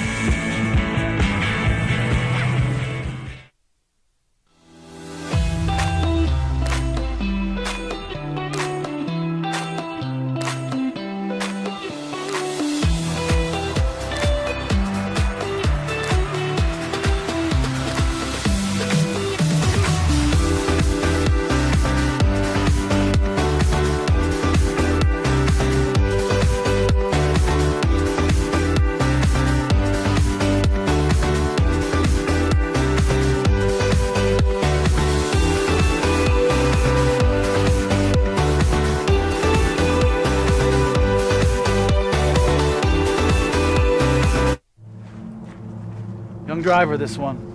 Hard to get her out. She'd been drinking. This one. Both of them gone. They'd been drinking, and he drove clear off the road. This was my family. Drunk driver hit us. And my wife and our daughter, they didn't make it. Bill Hancock, the executive director of College Football Playoff, JJ was there. He said there's absolutely no appetite that he's heard in the room, and his bosses are the conference commissioners and the Notre Dame athletic director, to not include a group of 5 team in the playoff. And so, you know, what he said, and he's right. New Mexico can go into the season with there's a path to get to the national championship. Now you can say, yeah, whatever, but there is, and there's never been one before. So there is inclusion. I wasn't going to get into revenue with him. Revenue breakdown that's not up to him. But I think the biggest thing I heard was there's no, at least now, and look, there's a new executive director coming in. There's no plan to exclude the group of 5. For now. Right. There's a lot of, I think the quote unquote Super League stuff is really going to start to take off. Though. Okay. And the Super League stuff is interesting. And I hear more in the media. Now, I talk, not every athletic director, I talk to a number of them. I hear more. I don't know how to feel about that. Is that more of a media generated thing? Or do you think the SEC and the Big Ten are going to do whatever they want to do? If that's what they want to do, they're going to do it. And if that happens, then yeah. Then I think at some point too, you, as frustrating as this can be, where you say there's a path. For one group of 5 teams out of how many fighting for that spot? Right, out of 60 something or 70 something teams. Yeah. And that's but there's carrot. Never been a path before. Okay, but that's the carrot that they're dangling out there. Right. No, you're right. Just kind of you get the scraps, but the scraps are what you need to survive. And so, what you can do is you complain, you can go, "Woe is me," or you can try to take a step back and go to another comment that you said and make the best of what you have. And can this be something that is meaningful? So, to your point of, okay, there's 70 something group of 5 teams, whatever the number is. So what's the ideal scenario? I mean, so right now you have access, or at least a path to access to the playoff.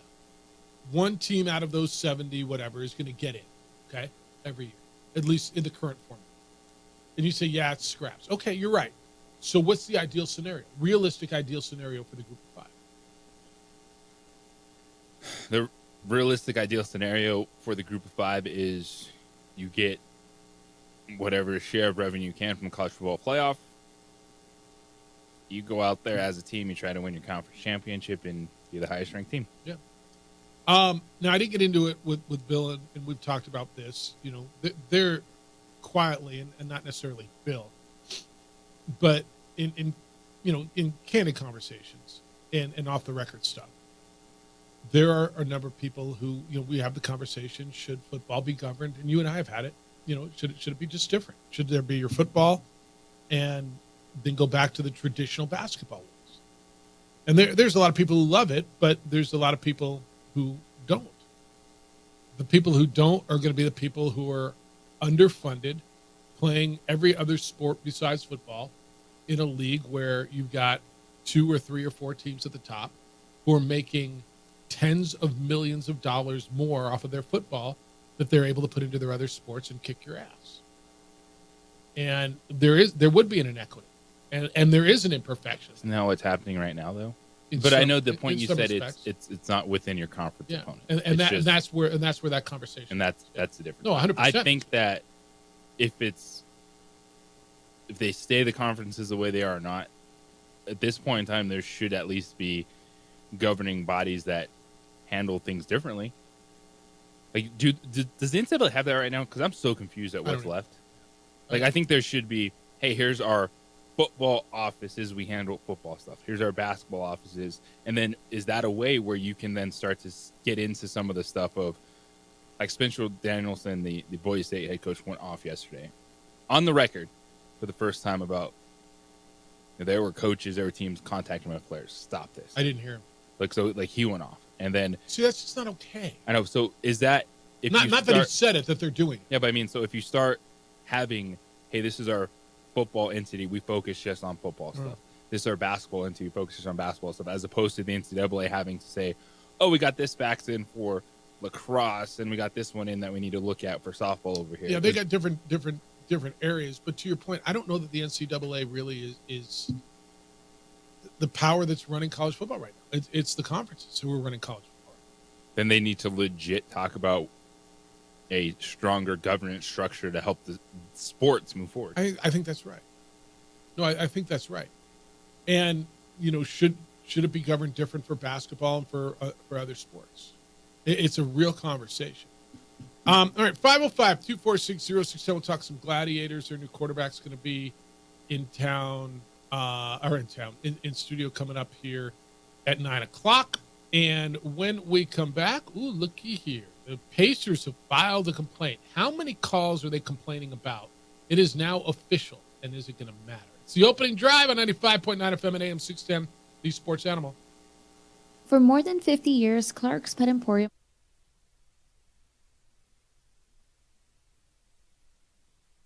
We would like to thank the following sponsors for making this broadcast possible. Don't sacrifice quality and flavor when you're in a hurry. Golden Pride offers ribs, fried chicken, red and green chili breakfast burritos, and Frontier Sweet Rolls. 4 great locations, or visit us online at goldenprideabq.com. Golden Pride Barbecue Chicken and Ribs are proud supporters of ProView Sports. These are more than just the sounds of a safe place to go after school.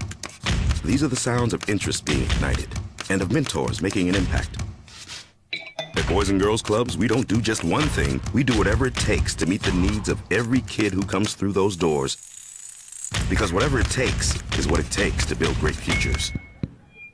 Great futures start here.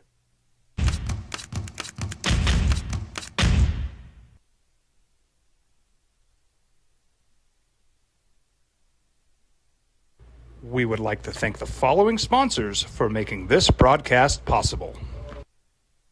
What's going on, Lobo Nation? Ja'Cory Krosky-Miller here. And I'm Devin Dampier. The Lobo football team is going through some changes, but we're here to stay. We'll put in the work on the field and in the weight room, but we'll need your help off the field. 505 Sports Venture is leading the charge in the NIL space. And you can be part of it. Shorty, she better than all my intentions. Locked in, shorty, you got my attention. CEO, baby, I get you the business. Touchdown and pay you a visit.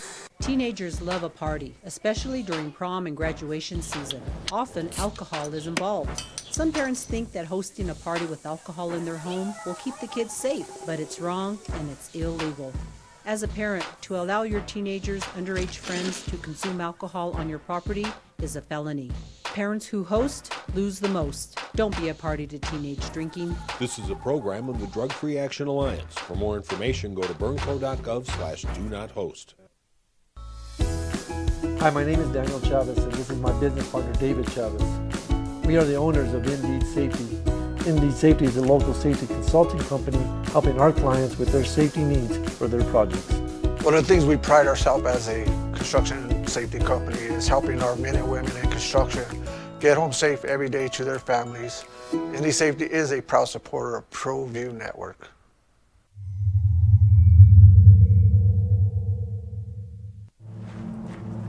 Young driver, this one. Hard to get her out. She'd been drinking. This one. Both of them gone. They'd been drinking, and he drove clear off the road. This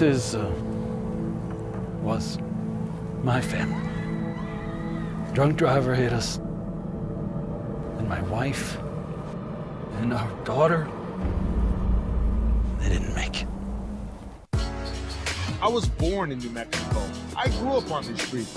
I got in trouble here, and I fought my way back in boot camp. I love New Mexico, especially the people.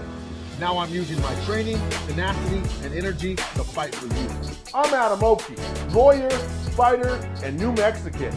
I was a local athlete here in New Mexico, so I'm proud to support your local athletes.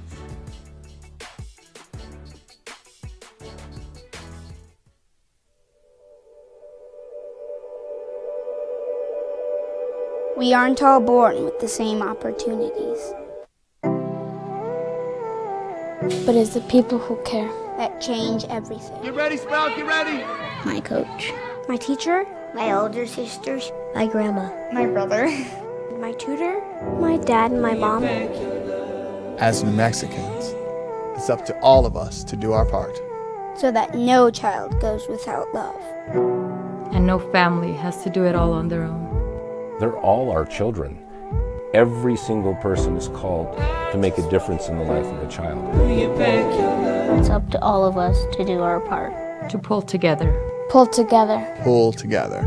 To make New Mexico the best place to be a kid. bring it back to love.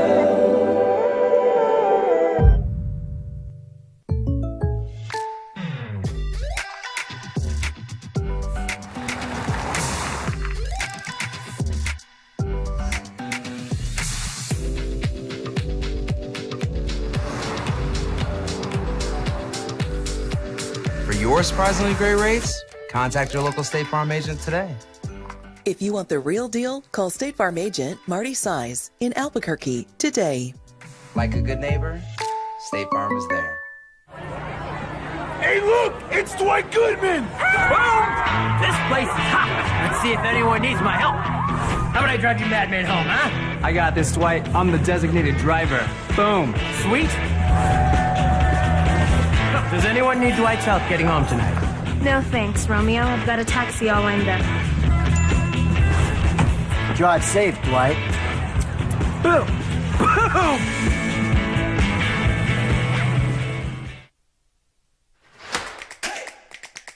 Albuquerque's leader in sports is ProView. From pros to prep, all your favorite action.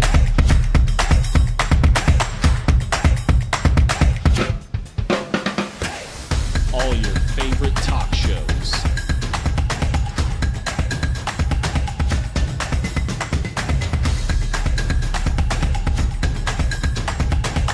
Find it on ProView Networks. We would like to thank the following sponsors for making this broadcast possible. Hi, I'm Steve Stucker here for Dr. Robert Melendez and the Juliet Eye Institute. You may remember me like this, but no more. The glasses are gone. I tossed them months ago because of a brand new procedure from Dr. Melendez known as RLE, Refractive Lens Exchange. The latest technology, the best eyesight I've ever had in my life, and you can check it out by clicking on the link in the description right here.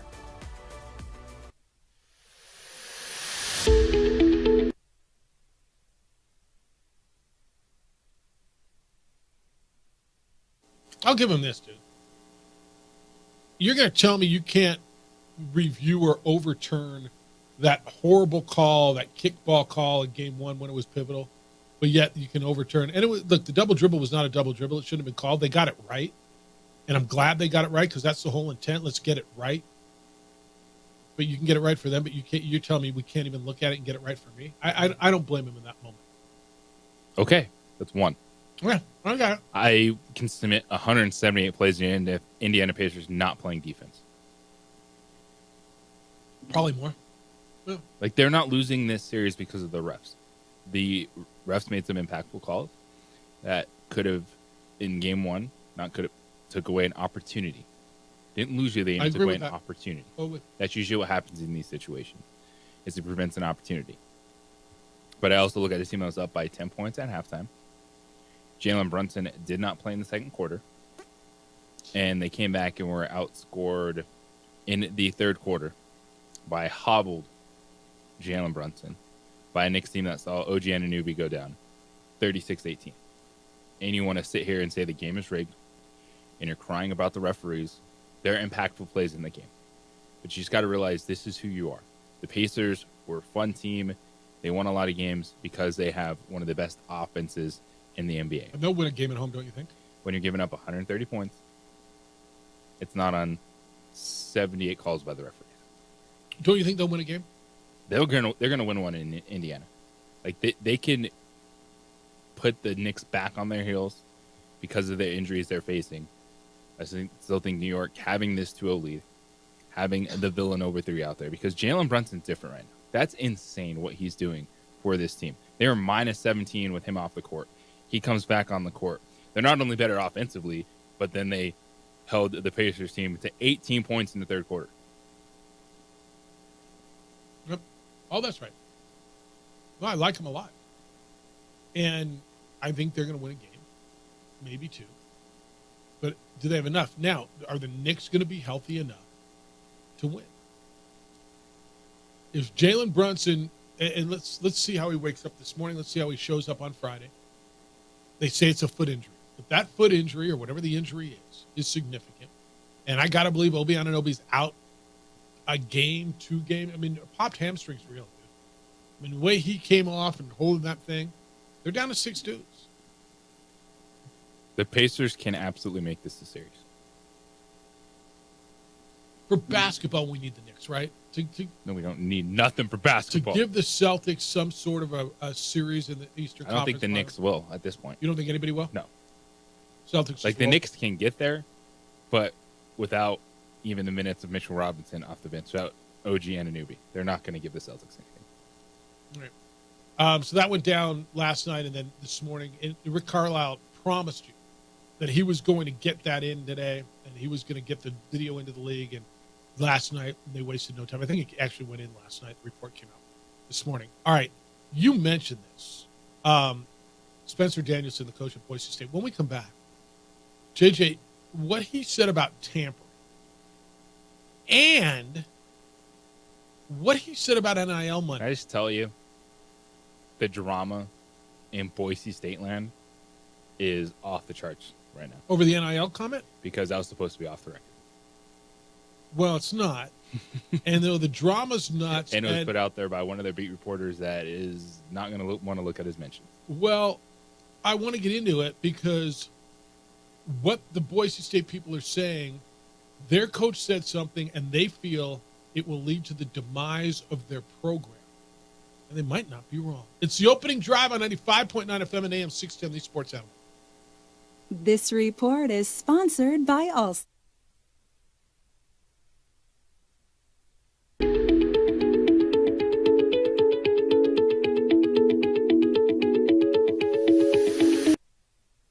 We would like to thank the following sponsors for making this broadcast possible.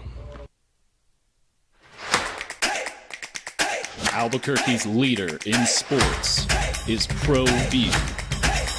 From pros to prep, all your favorite action.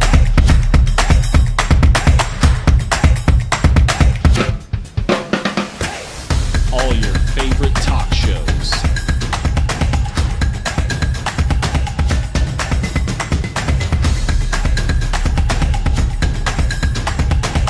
Find it on ProView Networks. If you're drunk, blasted, intoxicated, ripped, plastered, taint, destroyed, bruh. If you're like this, you shouldn't be driving. I was born in New Mexico. I grew up on these streets. I got in trouble here, and I fought my way back in boot camp. I love New Mexico, especially the people. Now I'm using my training, tenacity, and energy to fight for you. I'm Adam Oki, lawyer, fighter, and New Mexican. I was a local athlete here in New Mexico, so I'm proud to support your local athletes.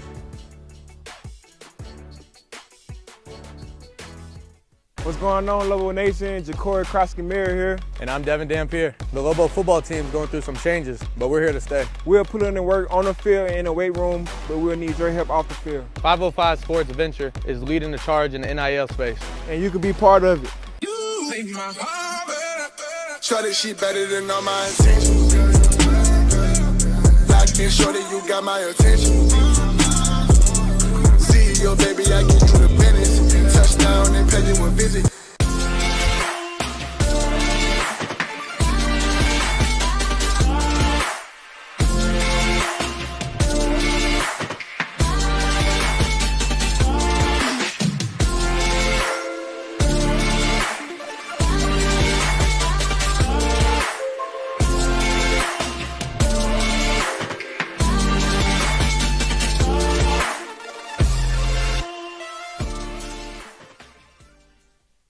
These days, it's important to know people and businesses you can trust. There's a lot of places where you can buy a vehicle, but there's only a few local dealerships where you'll find honest people who have your best interests in mind.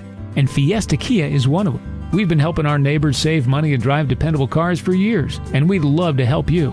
With new Kias arriving daily, you'll love our selection and the peace of mind you'll get driving a Kia from Fiesta. So stop by and see us today at Fiesta Kia on Lomas, or just start driving now at fiestakia.com. Teenagers love a party, especially during prom and graduation season. Often, alcohol is involved. Some parents think that hosting a party with alcohol in their home will keep the kids safe, but it's wrong and it's illegal. As a parent, to allow your teenagers' underage friends to consume alcohol on your property is a felony. Parents who host lose the most. Don't be a party to teenage drinking. This is a program of the Drug Free Action Alliance. For more information, go to burnco.gov/do-not-host.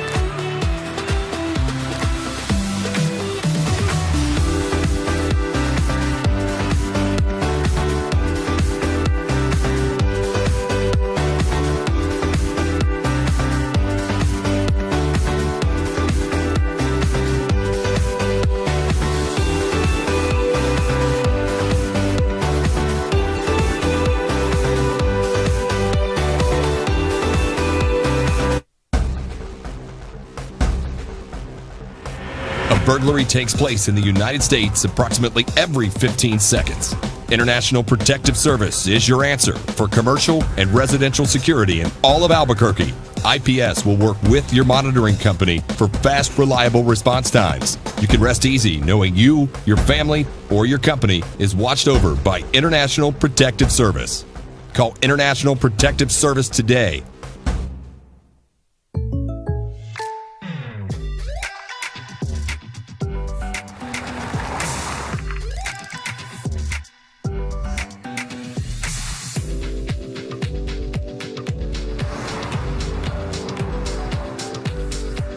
For your surprisingly great rates, contact your local State Farm agent today.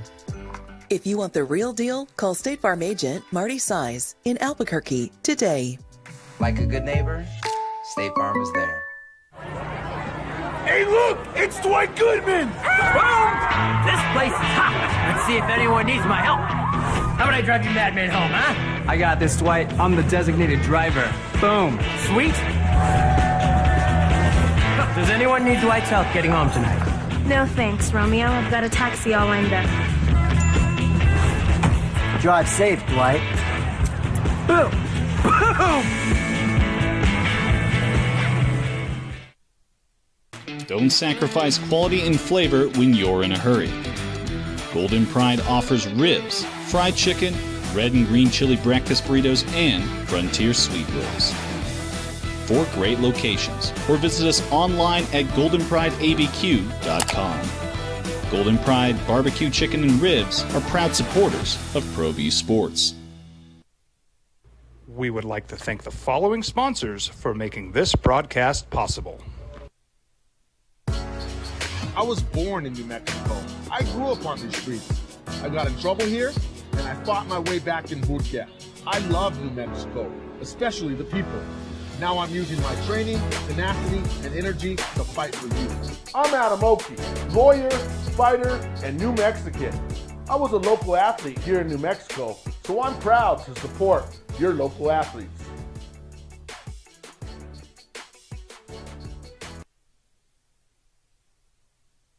Recruiting my players. Boise State's head football coach, Spencer Danielson, met the media yesterday. He said tampering is happening that at least 12 Boise State players have recently been contacted through means that violate NCAA rules. It's the opening drive, Jeff Symbieta, JJ5. He stopped short of naming the programs or the coaches who may have reached out to his players, but he said he personally called those coaches and told them to stop tampering with his roster. Quote, and he praised his players for staying, quote, they know we're different here and we're going to develop them different. I'm involved in these kids' lives because I love them. If someone was here just for the money, it's not going to be a fit, end quote. JJ, he talked about Conference Player of the Year, Ashton Genty. Said all kinds of offers to jump to portal, but he stayed. Even with the amount of tampering and stuff thrown at him and his family, he consistently says, I want to be a Bronco. It was probably way more than people know. That's what his coach said. I mean, there's no surprise that this is going on. I think you and I both believe if someone's on your roster, if he's on scholarship, if he's on your team, he shouldn't be tampered with, right? Do we both believe that? Yes. No surprise that this is prominent, right? But this leads right into JJ when he said, if someone's here for the money, this isn't their spot. So it came out yesterday, and you're saying this is supposed to be off the record? It was. That, from what I saw after the fact. All right, Danielson said that no freshman athlete on the university football team at Boise State will receive NIL money. Not allowed. This is from Ron Counts. Not eligible to be in the Horseshoe Collective. That's their collective there. Now, they can go out and find a buck here or a buck there. But if Danielson has his way, the Horseshoe Collective will not help facilitate any deals. It won't set up paid appearances, not $1 to any first-year player on the team. And I know people are losing their minds because they think this is going to be destructive on the recruiting trail. The thought is, you're getting recruited by Colorado State and Wyoming and Boise State and Washington State, and you like them all, but they're going to pay you and they're not. Where are you going?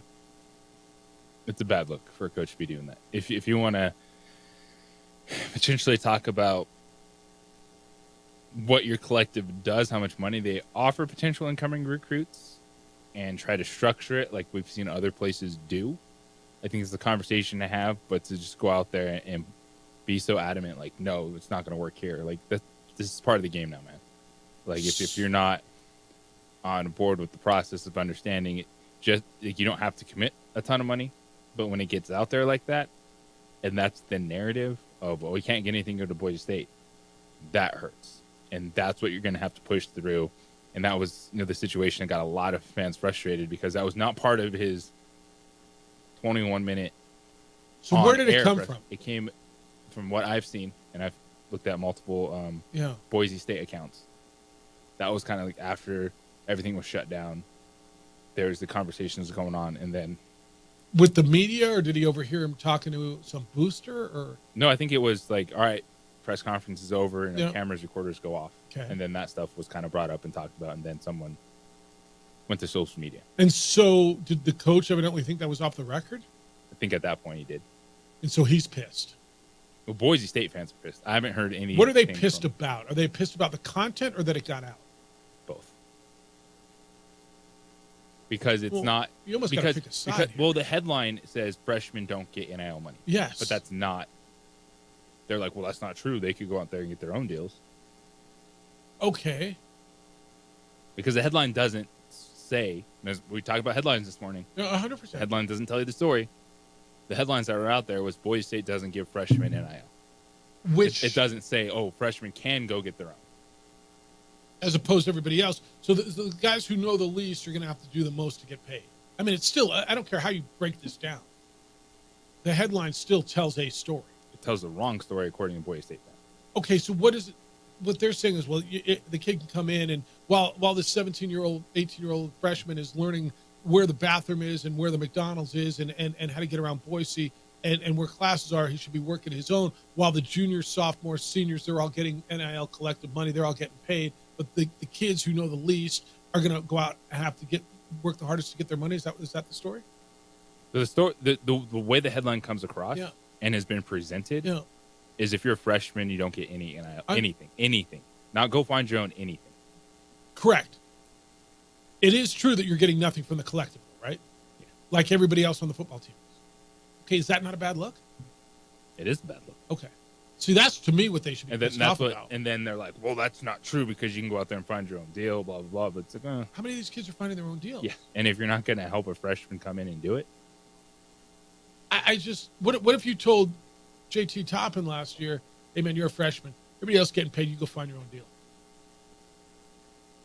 And one of these kids going to be, they get freshman of the year every year, don't they? Or not? That's not true. But they get really good freshmen that play there. so I can understand the frustration. Like, that is Danielson, his rant about the tampering and stuff. I got it. Yeah, 100%. You got to cool the jets and trying to be that guy of thinking that, that statement is what's going to set Boise State football apart. No, it's part of the game now. It's if they're the only one doing that, they won't be for long, right? I mean, at some point, Jeremiah, their athletic director, is going to step in and go, you know what? Yeah, that's not. I'm not going to tell you how to do your job, but I'm going to tell you how to do it. You know what I mean? All right, you want to talk Gladiators when we come back? They're in town. They get San Antonio this week. Out at the Rio Rancho Events Center. Going to catch up with their new quarterback, Joe Mancuso. How do they turn this thing around? It's the opening drive. This will be fun, too. Richmond Spiders quarterback. Played for Vegas Nighthawks. It's the opening drive on 95.9 FM and AM 610 Sports Hour.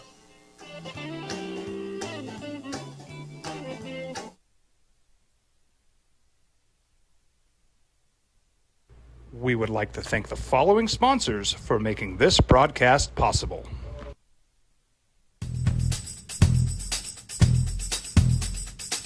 International Protective Services is a proud supporter of ProView Sports and New Mexico Youth Athletics. IPS provides residential and commercial security services in the Albuquerque metro area. For more info, please call 505-897-2420 or visit internationalprotectiveservice.com. Hi, I'm Steve Stunker here for Dr. Robert Melendez and the Juliet Eye Institute. You may remember me like this, but no more. The glasses are gone. I tossed them months ago because of a brand new procedure from Dr. Melendez known as RLE, Refractive Lens Exchange. The latest technology, the best eyesight I've ever had in my life, and you can check it out by clicking on the link in the description right here. What's going on, Lobo Nation? Ja'Cory Krosky-Miller here. And I'm Devin Dampier. The Lobo football team is going through some changes, but we're here to stay. We'll put in the work on the field and in the weight room, but we'll need your help off the field. 505 Sports Venture is leading the charge in the NIL space. And you can be part of it. Shorty, she better than all my intentions. Locked in, shorty, you got my attention. See your baby, I get you the business. Touchdown and pay you a visit.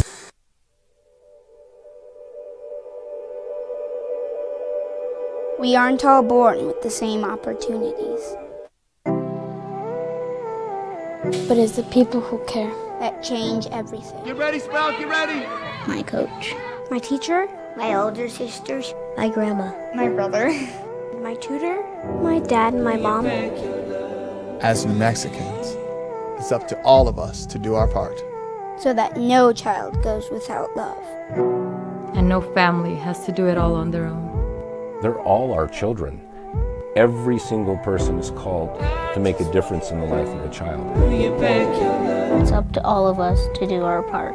To pull together. Pull together. Pull together. To make New Mexico the best place to be a kid.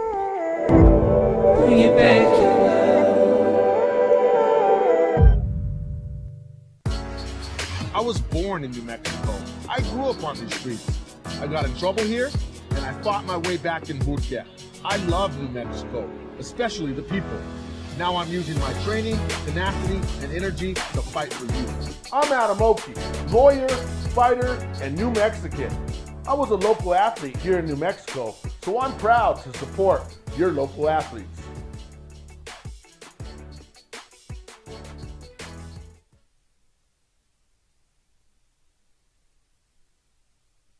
Hi, I'm Steve Stunker here for Dr. Robert Melendez and the Juliet Eye Institute. You may remember me like this, but no more. The glasses are gone. I tossed them months ago because of a brand new procedure from Dr. Melendez known as RLE, Refractive Lens Exchange. The latest technology, the best eyesight I've ever had in my life, and you can check it out by clicking on the link in the description right here.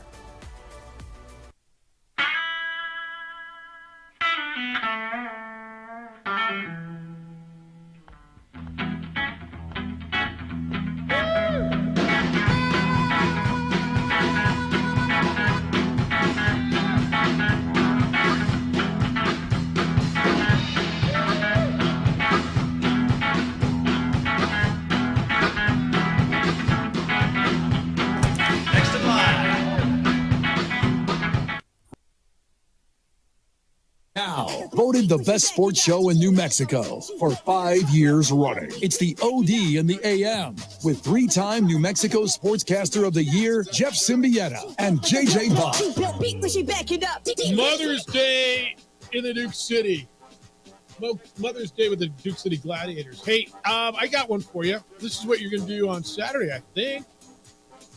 Duke City Gladiators, all moms get in free tank tops to the first 50 moms. I got eat specials, drink specials. I got all kinds of stuff I'm going to tell you about. It's the opening drive. Jeff Symbieta, JJ Buck, glad you're with us on a beautiful Thursday morning. Gladiators and San Antonio Gunslingers out of the Rio Rancho Event Center. Kickoff at 6 o'clock on Saturday night. That's how, I probably don't even kick off. You kick off Mother's Day weekend before that. And then, that's part of it. Got a new quarterback. Got a new, there's so much going on out there. Take your phone calls at 505-246-0610. So Joe Mancuso is in town. He's in studio and will be in uniform. Good to meet you. And thanks for getting up early this morning. How you living? Great. I appreciate y'all having me. No, so I think last time Gladiator fans may have seen you, you were putting up 5 touchdowns against them last year when you were in Las Vegas. How'd this all come to play?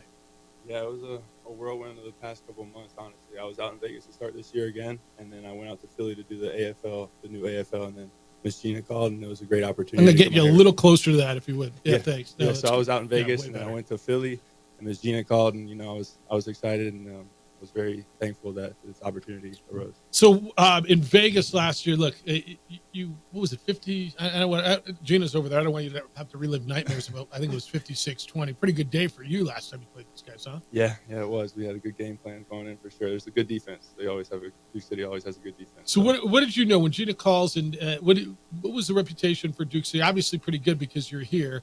What brought you here besides Gina giving a phone call and offering you a job? Yeah, so honestly, I heard prior to them coming in the IFL, they had been a pretty dominant organization. And then out in Philly, we always played them. There was always playing Duke City. There was always a good team and always a big name. Went out to Philly. That didn't work out. And then came back here. I was able to watch the game actually against Duke City versus Vegas. And I was able to see a lot of potential with the team and a lot of good leaders, a lot of veteran leaders that we have. And, I felt like I could add a good aspect to this team. The Gladiators are off to a tough start. They're 0-5. And lost to Vegas last time out, 42-27. And certainly offenses, they need to score more points. And in this league, you need to score points. That's your job, man. I'm sure that's what you've been charged. You've been in here a week and a half. How is it with the boys? How is it learning the offense? And how different are the offenses in the indoor? They're not too different. A lot of the teams, they kind of keep the plays, especially offensively, they keep the plays very similar. And just how you run the concepts, it might be couple different things that different coaches like to add, whether it be motions or different things like that. But in terms of the team, the guys have. I'm sorry, I was pointing at him. I got you. The guys have accepted me. It's been I've been able to build a lot of relationships here within the first week. I've already made good friends with the guys on the team. And it's just, especially the coaches too, they've accepted me, and we've gotten together. We've put in a good game plan. I feel very confident going into this weekend. He's Joe Mancuso, the new Gladiators quarterback. He's with us in studio here on the Sports Hour. Well, obviously you have some time, in the Southwest Vegas, but tell me how a kid from Blairsville, Georgia, adjusts to Richmond, Virginia. Richmond, Virginia, adjusts to this part of the country. It's crazy because football takes you a lot of places you never expected to go. I played in the CFL right out of college, and I was able to travel around all up north, up around there in the Canada area. So then coming back down here, it's like I was traveling out to Vegas. I was back in Philly. Now I'm in Albuquerque. So it's just traveling around. It's just building these experiences. And I was talking with Gina about that earlier. It's just you create these experiences and you learn from everything, whether it be a good or a bad experience. What are the differences for you, when it comes to even just from what you're doing at Richmond to the CFL game to arena football? Because ultimately you're a quarterback, but how much changes kind of in each spot for you? Yeah, I mean, it's a constant learning process, right? Like you learn something from the good and bad experiences, right? So going into Richmond, I learned a lot. Going into the CFL, it's like I learned how to be in a great organization. I was with the Winnipeg Blue Bombers, and it's one of those teams that's very prominent in the Canadian Football League, and so I was able to sit back and kind of absorb and sponge in a lot of the knowledge that they were giving out up there in a great organization. And then coming out here, the processing is a lot quicker in Arena League. I'd actually went to an Arena League game when I was very young, and I remember it, but I don't remember like the processes and like plays or anything like that. I was just very young, but they make it a great fan experience. And then when I get into the game, it's very fast. The field is smaller. It's a lot smaller than the Canadian Football League. So just the processing and the routes and the timing with the receivers is very important. So he's new Gladiator quarterback Joe Mancuso. He's with us in studio. Dude, all right, how much stuff do you have? I asked you in this context. I looked around the house the other day. I've been in my house, I want to say 16 years. The thought of moving scares the crap out of me because how much stuff I have. You move like that, how much stuff do you own? Yeah, it's like I have a separate suitcase for just in case, if I need to get up and leave. I got a couple weeks worth of clothes there, but then I also have some stuff I just leave behind. So where's your main, like when you say behind, where's your main residence? Right, so we're staying in it's called Sunset Beach, north of Myrtle Beach in North Carolina. It's good living. Yeah, it's nice. It's a nice place to go in the off season for sure. Right it's on good the beach, living. it's nice weather. Yeah, no, I'll come by and see you when you're training. Is it? But you get the call, or you're always on the move. Is it literally you got like 2 suitcases and I'm up and out, and everything I need is right in that? It's very fast, very quick like that. Yeah. I would have a problem just on shoes. I'm not gonna lie. like that takes up all the stuff. He's Joe Mancuso, and it's there's a game Saturday out at the Rio Rancho Events Center. San Antonio is in town. Well, you talk about the moving everywhere for that opportunity. What drives you? What keeps you fueled to chase this goal, to chase being a quarterback? Yeah, I mean, I've worked for this for so many years, and like I was talking with my wife about this earlier, and it's like at some points it's like it's hard to want to keep going and want to keep pushing, and I have a goal to reach, and I want to reach that goal. And what's the goal? The goal is obviously the NFL, obviously. Yeah. So that's the goal for a lot of guys in this league, is to keep climbing and keep going into different leagues, right? So it's a stepping process, it's a stepstone. So like the NFL won't happen tomorrow. I know that I have to produce, get good film, and then maybe there's so many other leagues now that allow guys these opportunities, whether it be Canadian, whether it be UFL. There's just a lot of different steps you can take, and so each step I'm just trying to take it day by day, and just kind of showing that I am a pro in this league, and that I'm working for this, and not outside of this. I have a life, but football is my main goal right now. And so when you say I'm a pro, I got to believe that means a whole lot more than just being on the field, right? And being 100%. In the locker room, and like just to say, I've known you for 10 minutes, maybe 8. The second you walked in the door, okay, it's a different cat. Like he's all business, all serious. You're in here to do a job today. You and I'll get to know each other, and you realize I'm just an idiot like the rest of these guys. But she knows. But what does being a pro mean? Because I think people hear that a lot. Well, you got to be a professional. What does that mean? Yeah, it's all the little things, right? And it's almost like it's beat into you from a young age, like doing the little things right, and just constantly just doing that and showing. It's honestly like when the eyes aren't on you, what are you doing, right? And even when the eyes aren't on you, if you're doing the right thing, everything's going to come to fruition, right? And I mean, I heard a quote in a song. It was, I think, something like J. Cole's song or something like that. But it's like a lot of the times when you're not being watched, that's when the biggest moments happen. Like when you're practicing by yourself, that's when those big time moments, when you bring it into your head, this is the game winning shot or the game winning throw. Like that's doing the little things every day. There's a saying, true test of character is, but what do you do when no one's watching, right? Absolutely. I mean, and only that, and I think there's a lot to it. Do you watch games? You watch whether it's UFL, maybe even the NFL, and go, man, I'm as good as that too. I can be there. Absolutely. Yeah. I think I think especially when you get to the pro level, everybody can make the throws. It's the little things that what we're talking about now. It's the little things that make the quarterbacks great. I mean, Patrick Mahomes, he's out with his receivers every single day. It's like those little things, building those connections and just kind of getting that team, like the team togetherness, like that's a big thing. And those little things matter. Of course, with whatever you're doing, your goal is to win. And that's going to be what sets your teammates up for, future success, is putting winning football out there. But when you talk about, wanting to continue to progress as a quarterback and the differences from the indoor game to the outdoor game, what are your goals as a player in the indoor game to show that, hey, this stuff can translate wherever? Yeah, 100%. It's just making the right reads and making the right decisions. I think if you're consistent and you show leadership on the field, those are the two biggest things, especially as a quarterback. You can't freak out in pressure situations. You have to be ready, because in those situations, it's like that's when I was practicing doing those little things, putting myself in that situation. So when it does arise, I've been in it already in my head, and I'm ready to go. That's you got another segment in you? Sure, absolutely. All right, when we come back, Joe Mancuso's with us. He's the quarterback for the Gladiators. They'll play San Antonio out at the Rio Rancho Event Center. It's Saturday night, 6 o'clock, Mother's Day special. I'll tell you all the stuff that's going on, how to get tickets. But I want to talk more about the process, how you get from A to B to C to maybe even D, and all the detours in the way. Maybe some of the talk about some of the down moments, some of the up moments. He's Joe Mancuso, and he's in studio on the opening drive on 95.9 FM and AM 610, the Sports Hour. Travis Kelce. We would like to thank the following sponsors for making this broadcast possible.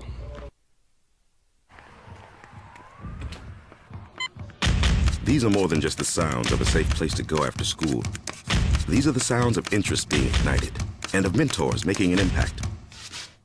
At Boys and Girls Clubs, we don't do just one thing. We do whatever it takes to meet the needs of every kid who comes through those doors.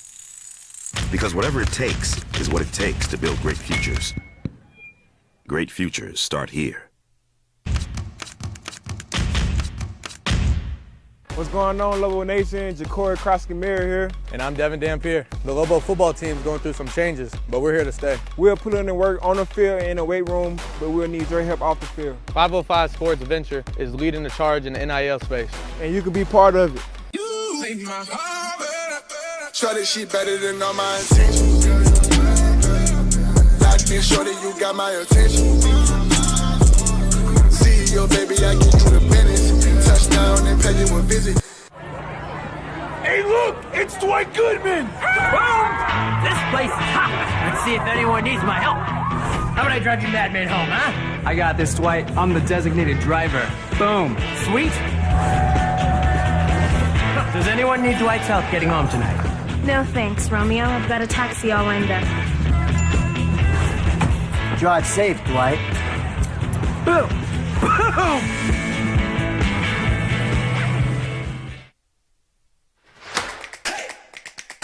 Albuquerque's leader in sports is ProView. From pros to prep, all your favorite action.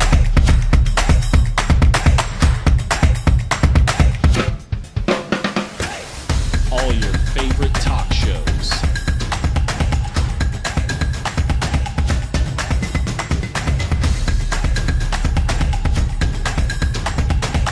Find it on ProView Networks. These days, it's important to know people and businesses you can trust. There's a lot of places where you can buy a vehicle, but there's only a few local dealerships where you'll find honest people who have your best interests in mind. And Fiesta Kia is one of them. We've been helping our neighbors save money and drive dependable cars for years, and we'd love to help you. With new Kias arriving daily, you'll love our selection and the peace of mind you'll get driving a Kia from Fiesta. So stop by and see us today at Fiesta Kia on Lomas, or just start driving now at fiestakia.com. What's going on, Lobo Nation? Ja'Cory Krosky-Miller here, and I'm Devin Dampier. The Lobo football team is going through some changes, but we're here to stay. We'll put in the work on the field and in the weight room, but we'll need your help off the field. 505 Sports Venture is leading the charge in the NIL space, and you can be part of it. You make my heart better. Shorty, she better than all my intentions. Locked in, shorty, you got my attention. CEO, baby, I get you the business. Touchdown and pay you a visit.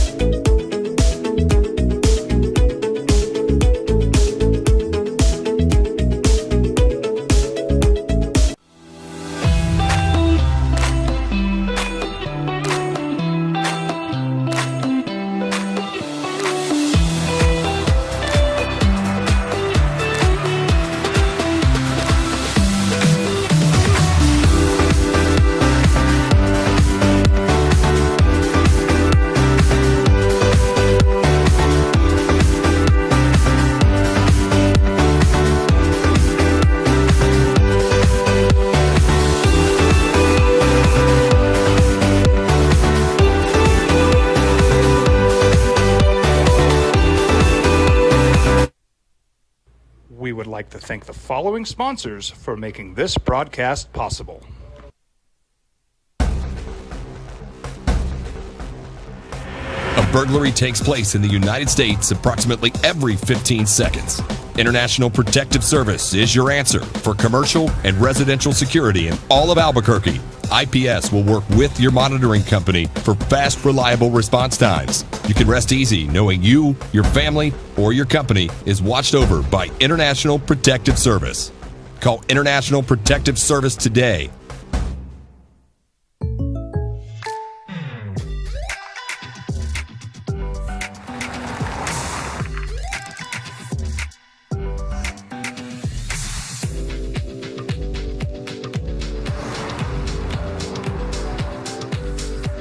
For your surprisingly great rates, contact your local State Farm agent today.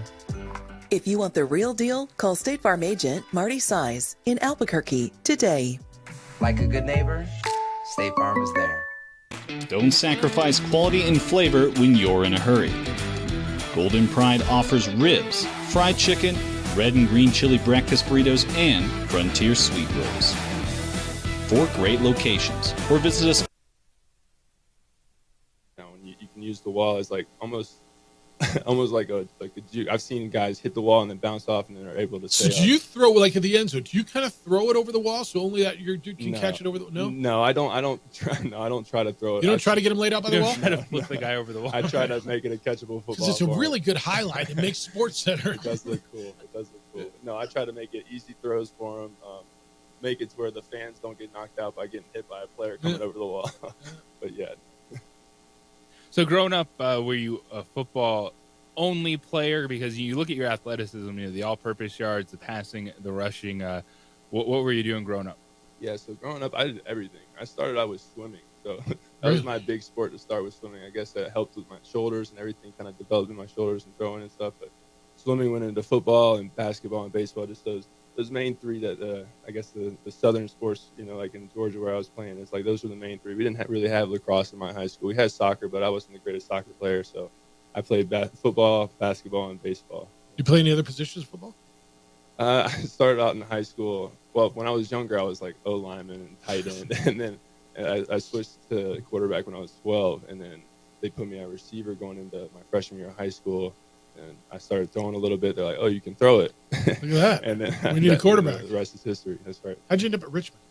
That was my only offer, actually, coming out of high school in Union County, Georgia. We were a small school, so there wasn't a lot of exposure. We have some good names coming out of Richmond or out of Blairsville, but yeah, Richmond was my only offer.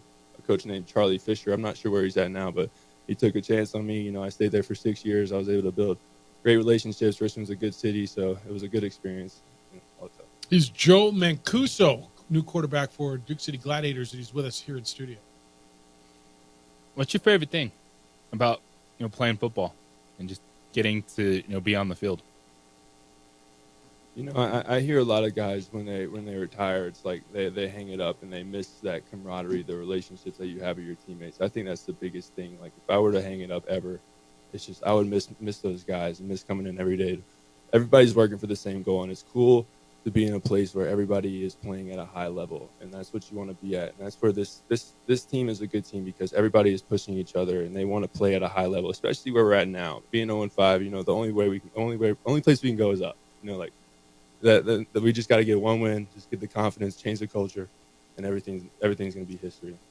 So 26 years old, your marriage just moved across the country again, back and forth with is it one suitcase or two? I got one suitcase in a bag. All right, so I got to carry on and I check one. Exactly. Who are you? Like, what do you like to do? Is it music? Do you like fishing, hunting, golf? What do you do? Yeah, so I recently just got into hunting. My wife's my father-in-law is a game warden, so he got me into hunting. Really? My pops was we're from Louisiana, so he's a big duck hunter. So I got into hunting here recently, and then I've always been into fishing, just being outside. You know, I have a 2-year-old son too, so just getting him outside and doing things with him is like one of my greatest joys. How's it? It's got to be tough being away from your 2-year-old son. 100%. You know, and that's the thing. It's like I learn a lot about myself in situations like this. It's like being away. I notice what matters in life. You know, and it's not always football. There's so much else that matters in this life, and I'm thankful for the position I'm in. So if you weren't playing football, what would you be doing? You know, I do stuff in the off season. I enjoy lifting weights and kind of keeping myself in shape. So I did personal training this off season, but you know, I like making an impact, and I've done like internships with teachers and different things like that, and I really found that I make an impact with young children doing teaching and kind of building relationships with them, and you know, just showing them the right way to go about things. You know, not everything's going to be sunshine and rainbows. You know, there's going to be adversity in your life. And so just kind of conveying that to them and just being a good person outside of this. No, yeah, at some point it's over, right? I mean, even for Tom Brady. Now, maybe at 45, 46, and maybe it's over. But, you know, unless you get a $38 million a year deal with Fox, we got to figure out what we're going to do. Is that the path? Is teaching, coaching, is that kind of path? You know, I'm always open to different experiences. And, you know, it's crazy because I never would have thought this opportunity would have happened. So, you know, God puts us in places where we never would have thought we'd be in. So I couldn't tell you what I'm going to do in a month. I couldn't tell you what I'm going to do in a year, but something's going to happen. Something's going to happen for a reason. You've been here a week and a half. What's your impression of this place? Like we were talking out there, I know it's different. Everybody says, yeah it's different. And different can be good, different. Like we had a football coach around here who said it's unique. And he didn't like that. He used that as an excuse. Yeah, it's unique. It's different. I mean, what do you think? Yeah, it's dry out here. Yeah, I'll say I'll give you that. From you Georgia gotta, and out of East. Lotion up. Yeah, moisturizer. Yeah, for sure. I was out in Vegas though, so it was the same kind of dryness. I mean, but no, I like Albuquerque a lot. I've not been able to experience much of the city, but I'm excited to get out and kind of experience the different aspects of the city. Yeah. Have you tried the chili on your food yet? You can't really avoid it. I see it on everything. Yeah. No, I can't. I'm gonna have to try it here soon because I've been asking for it not, but I've heard I'm gonna have to try it. It's the only vegetable I heard. My mom does it. She's like, well, what's the mildest? Put it on the side. So you can start there. Right, put it on the side. Yeah, and then put it on, you know, as you go, and you're gonna go, wow, like the green chili, you're gonna love the taste. That's Red chili on a enchilada, right, is great. Great on your eggs, on your huevos, right? Green in a breakfast burrito with some bacon and it's on your pizza. Everybody's Put on your mouth pizza. Yeah, it's good. I mean, I don't know. You gotta have like, dude. You can find something in every meal. Yeah, everything. Chocolate. Oh man, there's green chili chocolate. I don't know about that. Yeah, when we do that for the bowl game. What do you think of where college football's gone? You played at Richmond. You watch it. You see these guys coming in. We just talked to the Bill Hancock's the executive director of the college football playoff. You like where, and I know you played at the FCS level, but where the playoffs going and NIL and the portal, do you like the freedom and all the advantages the players have now? Honestly, I do. I think from a player's position, there's such a small percentage of guys that make it outside of college football, yes. right? And the NIL allows guys to change their families' lives, to get an opportunity to go play somewhere where now they can get money to do it. And where in the past, obviously, I was in the situation where I didn't get anything. And you were in kind of on the cusp where it was changing, right. But you were in an FCS school. Exactly. I was there at Richmond for 6 years. So, I was committed to being a Richmond Spider and committed to my team. I built great relationships out there. From watching it from an outside perspective, I've heard a lot of good and bad about NIL and the playoffs. And they're trying to get the playoffs right. I mean, they're changing it up. I think this is the first year now. Of the 12. Yeah, right, exactly. Yeah. So they're changing it up. NIL is, like I said, it allows guys that may not be able to make money in the league or anywhere else to make money while they play and kind of make an impact on their family. So I think that's a good aspect of it. JJ, do we agree Richmond Spider logo is kind of one of the cooler logos? Just that spider, that kind of not straight up, kind of a little tilted spider. I think it's kind of cool. That's right. The best logo in the FCS. You think it's the best one FCS? Best one. Best one in college football. Come on. I'll get that one in Montana. Montana's a good one. The Grizz. Yeah, I got some buddies that played Grizzly. in Montana. Yeah. I can't give them anything. You can't give them anything. Give them nothing. Did you play them? I played with them. Did you play against them? No, not Montana. No, thankfully, it's freezing out there. I heard. So. It's colder. It's colder than the pimp's heart up there. Right. It's chilly. All right, you got anything for him? Or let him go to practice? Practice. Yep. Talk about practice. Talking about practice. Not the game. Not the game. All right, he's Joe Mancuso. Go out and watch him. I think you're going to like him a lot. It's the Gladiators and the San Antonio. What are they? The Gunslingers? What are they? Is that what they are? The Gunslingers. They got a good quarterback too. Who's their quarterback? I hear he's really good. You know what, Jeff? It doesn't matter. There you go. Come on. Who is he? His name's Sam Castronova. Pretty good? Yeah, he's a good quarterback. Yeah. So everybody in this league is a good quarterback. It's all good competition. Every team you play. All right, so bet the over. Can you bet the IFL? You got to be able to bet the IFL. See? You can. Here's the deal. I don't. You can't. No, nor should you. You should not. Fair enough. I probably should phrase that correctly. Not can you bet? All right, Jonte Porter over here. Right. All of a sudden, I'm going to be E-Paying. I need some money to pay off of debt. Seriously. All right, here it is. It's Saturday, May 11th. That's a Saturday, Mother's Day special. Duke City Gladiators, San Antonio Gunslingers at the Rio Rancho Event Center. It is $3 nachos, $4 margaritas, $20 ponytail hats. What does that mean? I'm talking to the mic. Then there's mics on each side of you. There's a ponytail hat. It's not just a regular. So it'll make me look like I have hair? I need some of that Oh, too. yeah. I need some of that Dude, too. I got to get one. Yeah. It'll make me look like I have hair? Really? It could if we got something. It could. All right, all moms get in free. Free tank tops for the first 50 moms who are out there. So get out there. Everything's at DukeCityGladiators.com. Doors open at 5. Get in free. Teachers get in free too? It's teacher appreciation. So if you're a teacher, you get in free. If you're a mom, you get in free. If you're a mom who teaches, you get in free twice. You can go out to the car and get whatever you forgot, and you can still get back in, even though there's a no re-entry policy at the building. Is that fair? That's fair. You get in. Well, now I'm a teacher. I was a mom before. Now I'm a teacher.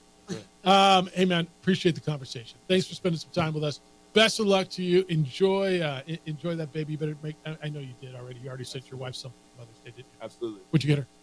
Some flowers, the typical Mother's Day Attaboy. stuff. I got to write a nice little letter. Attaboy. Yeah, get some good brownie points in there. Yeah, do that, and maybe get her a tank top. See if she Yeah, knows the how to little send it. ponytail hat. Yeah. All right. He's Joe Mancuso. He's the new quarterback for your Duke City Gladiators. It's the opening drive on 95.9 FM and AM 670 Sports Animal. Travis Kelce's girlfriend. Travis Kelce!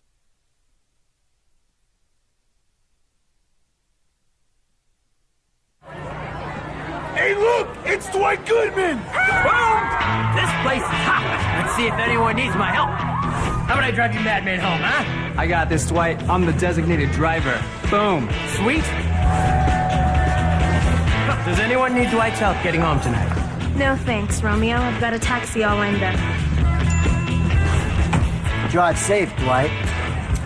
Boom! Boom!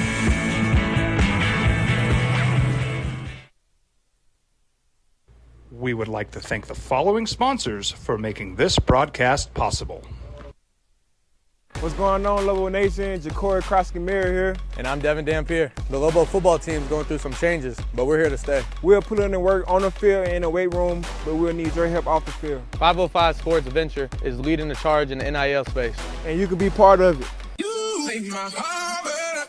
Try this shit better than all my intentions. Locked in shorty, you got my attention. See your baby, I get you the business. Touchdown and pay you a visit. I was born in New Mexico. I grew up on these streets. I got in trouble here, and I fought my way back in boot camp. I love New Mexico, especially the people. Now I'm using my training, tenacity, and energy to fight for you. I'm Adam Oki, lawyer, fighter, and New Mexican. I was a local athlete here in New Mexico, so I'm proud to support your local athletes.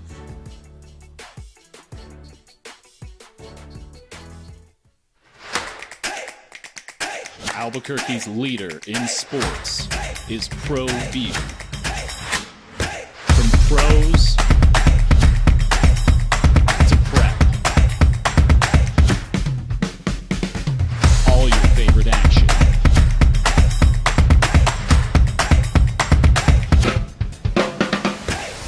All your favorite talk shows.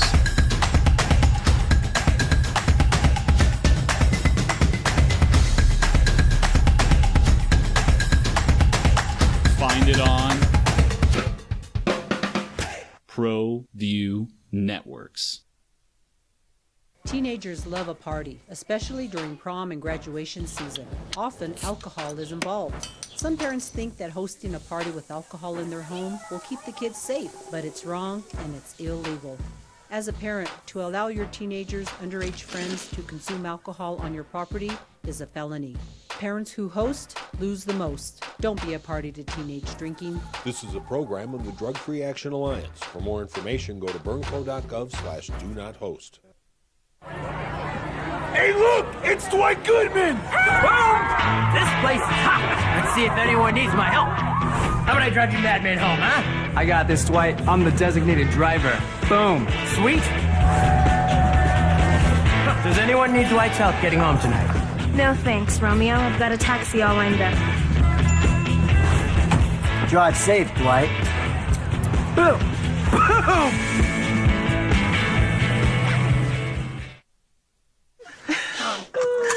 Seriously? You expect me to drive while you aren't wearing seatbelts? What's the worst that can happen?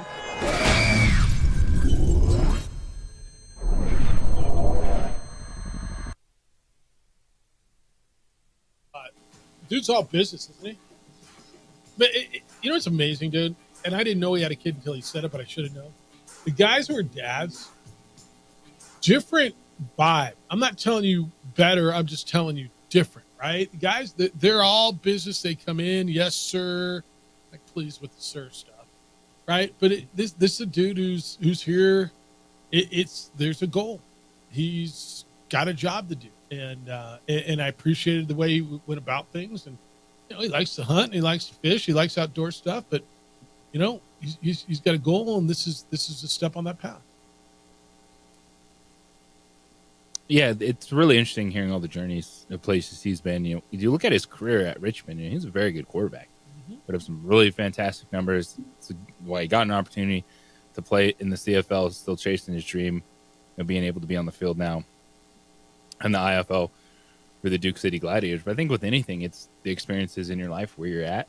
Of course, you know, being a parent absolutely does change you in your thoughts, and probably even his timetable on how long he thinks he's going to be able to keep chasing his dream with the 2-year-old back home. I mean, at some point, right? Father time comes and gets you, or your wife says, "All right, dude, it's time to make a living." Yeah, I mean, seriously. All right, I got a couple texts at 505-246-0610. This one's from John. It says, Jeff, awesome interview with Gladiators quarterback Joe Mancuso. Talk about good energy and a winning attitude. Wow, thank you. Cool. Appreciate the text. Thank you. This one is about the Boise State thing. And again, if you're just joining us, the Boise State coach Spencer Danielson had a press conference yesterday. He called out other coaches, other schools, for tampering with his roster, basically recruiting guys on his roster. Said, I called those coaches, told them to lay off. And then the story came out that he said no freshman will receive guaranteed NIL money from the collective. And JJ, you were saying that there's a big stink amongst Boise State fans, A, that the story got out because evidently that was off the record, and B, that the headline was misleading. It doesn't mean they can't get any. They just won't get any from collective. They can go out and get their own. Text line says BJ Rains tweeted that he actually said no freshman will have guaranteed NIL money. I think we're getting lost in semantics here. To me, if the story is no freshmen are getting money out of the collective like everybody else is, I think that's a story. I think if everybody else is giving, like, again, yeah, he can go to Petrie Automotive and try to get an NIL deal for $1,000 to do a commercial or whatever they're paying. But to me, the story is I got a student athlete. I got a left tackle who's a freshman out of high school, and he's being recruited by Boise State and Colorado State and Fresno State and Washington State. And he really likes them all, kind of likes, leaning Boise State a little bit. But everybody else has NIL money, whether it's $5,000 a year or $25,000 a year. Where do you think the young man's going? And does that, the Boise State fans are concerned this will start the demise of their program. And I don't think it's an insane conversation to start. It's not going to be the demise of their program. Like, I think because the head coach will calm down the collectives. Like, they'll have a conversation. Like, it's one thing, you don't want to guarantee a true freshman in football more money than anyone else on your team, because that process is different. Like, a true freshman in basketball can have a much different impact than a true freshman in football. It's just now combating the narrative that they won't give you anything on Boise State. Combating the narrative that they won't give you anything, but the narrative is actually true, right? If that's what the coach is saying. Yes. Okay. But it's not, and that's where the Boise State people are going to try to say, yeah, you won't get a free handout, but you can still go get yours. It's like, okay, that still doesn't change the fact when the scenario you just laid out for a true freshman, because I don't think outside of the top recruits, like, these schools probably do have levels to this in football, that if you say, hey, you can come in your freshman season, we got about 20,000 for you, and then it could go up, of course, blah blah blah, versus, well, it's zero, and then we'll see. Yeah, there was it BYU, Utah, everybody got a car, right? BYU in Texas Tech was that everybody get 25, 30 grand minimum, right? Everybody on the roster. I think that's kind of where it's going, that everybody gets something.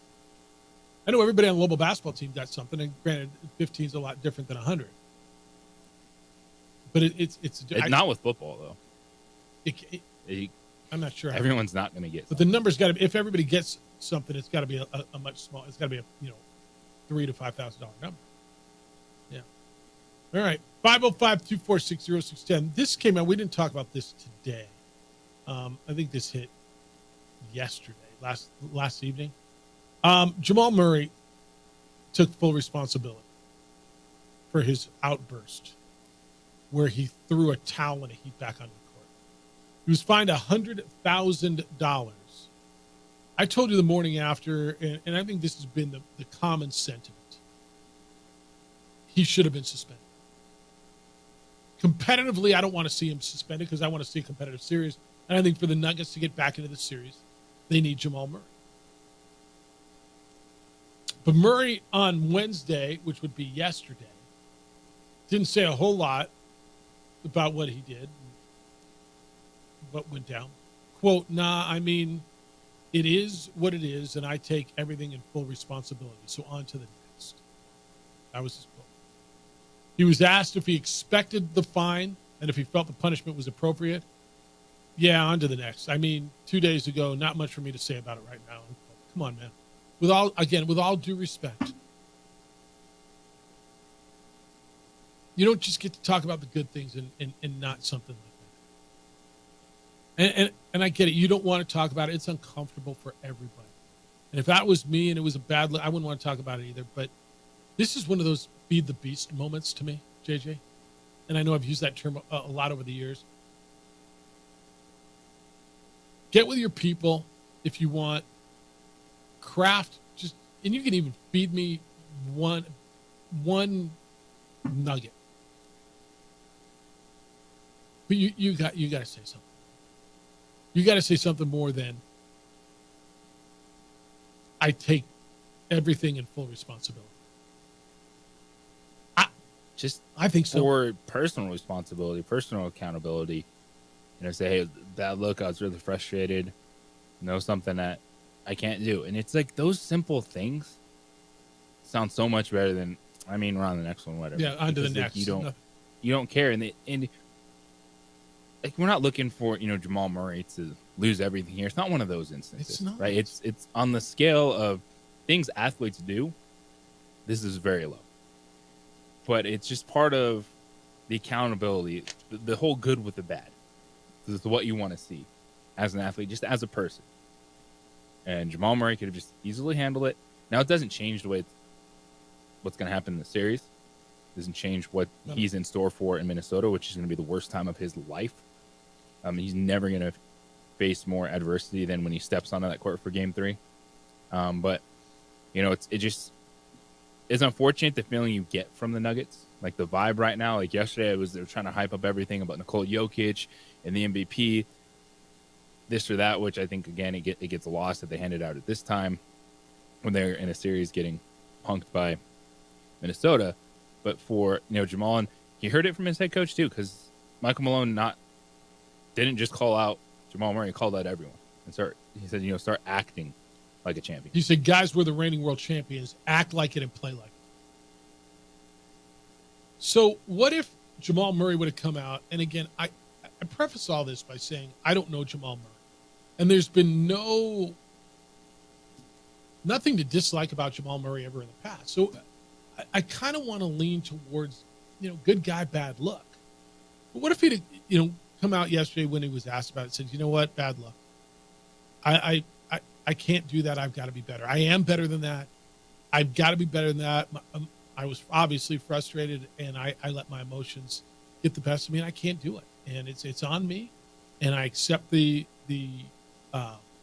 discipline, and I will be better, and I've got to be better. What if he'd have said that? Boom. Good night now. It's all right? statement. We all walk away. Right? I'm not blaming it on anybody else. There's nothing to see here. I take responsibility for what I did because, come on, man.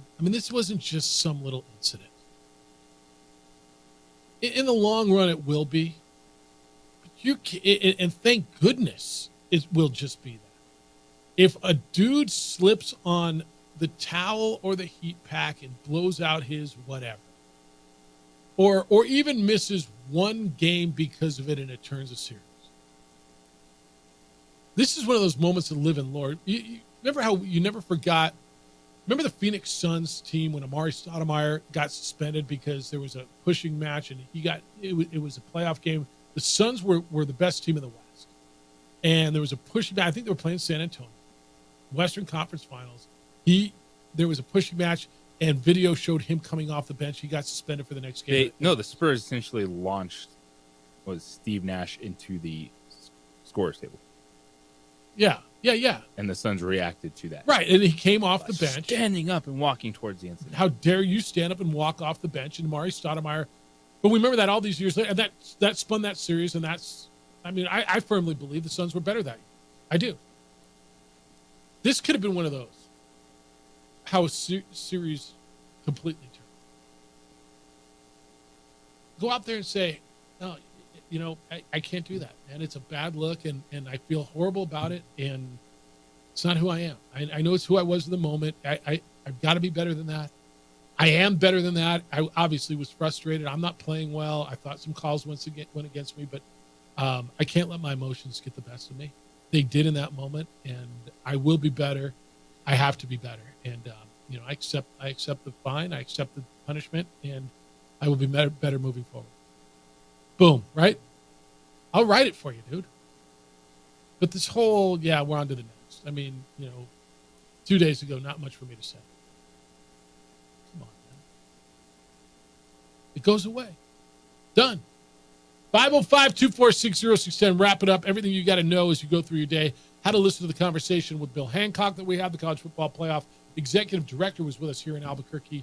Well, not in Albuquerque, but on the Sports Animal in Albuquerque. It's the opening drive on 95.9 FM and AM 610, the Sports Animal.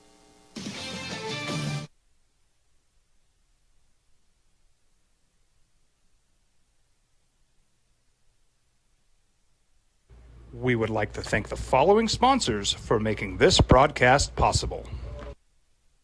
What's going on, Lobo Nation? Ja'Cory Krosky-Miller here, and I'm Devin Dampier. The Lobo football team's going through some changes, but we're here to stay. We'll put in the work on the field and in the weight room, but we'll need your help off the field. 505 Sports Venture is leading the charge in the NIL space, and you can be part of it. Shorty, she better than all my intentions. Locked in, shorty, you got my attention. CEO, baby, I give you the business. Touchdown and pay you a visit. I was born in New Mexico. I grew up on these streets. I got in trouble here, and I fought my way back in boot camp. I love New Mexico, especially the people. Now I'm using my training, tenacity, and energy to fight for you. I'm Adam Oki, lawyer, fighter, and New Mexican. I was a local athlete here in New Mexico, so I'm proud to support your local athletes.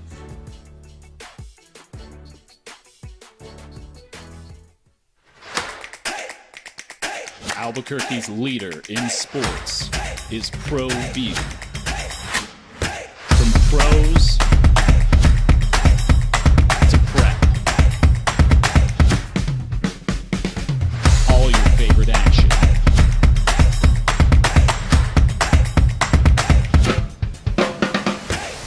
All your favorite talk shows.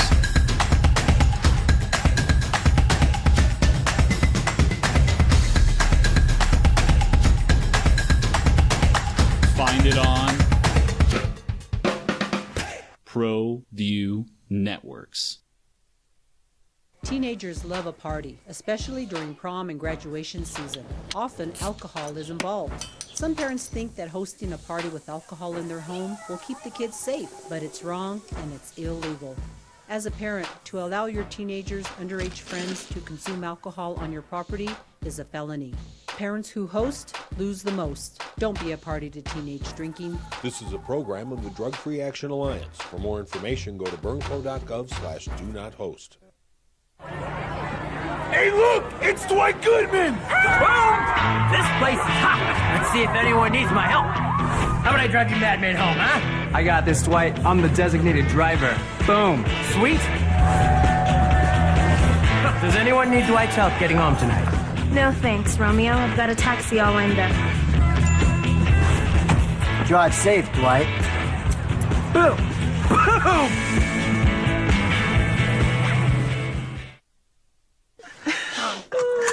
Seriously?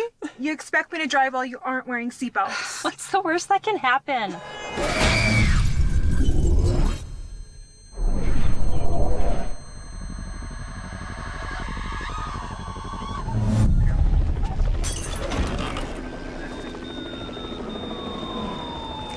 Seriously?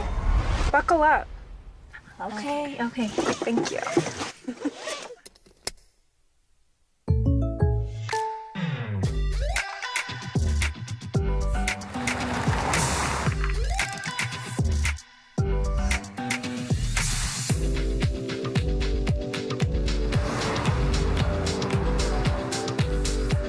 For your surprisingly great rates, contact your local State Farm agent today. If you want the real deal, call State Farm agent Marty Size in Albuquerque today. Like a good neighbor, State Farm is there. For your business or your home, Valley Fence stands alone. We're number one in New Mexico for a reason. It's the best fence you can own. Proudly serving New Mexico for over 50 years.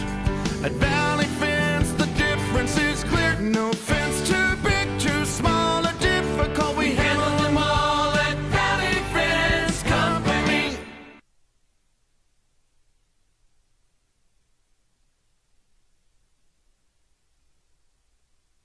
AM 610, the sports animal. Wrapping it up for you on a Thursday morning. Text line says, Hunters suck. Boo. This person does not like Hunters. Joe Mancuso, the new quarterback for Gladiators, is a Hunter. That person doesn't like Hunters. Okay. here's what people are going to be talking about as you go through your day. Everyone around here, I think, is going to be talking about United's big victory last night. In the U.S. Open Cup, they beat Real Salt Lake. The score out at the ball pitch last night, 4-2, New Mexico United. That is over the team with the number one seed right now, or the number one spot in MLS's Western Conference. They're at the top of the table. And so they move on to the round of 16. The headline is all that matters. JJ, you're right. And, do we tell the whole story? I mean, the story is they won.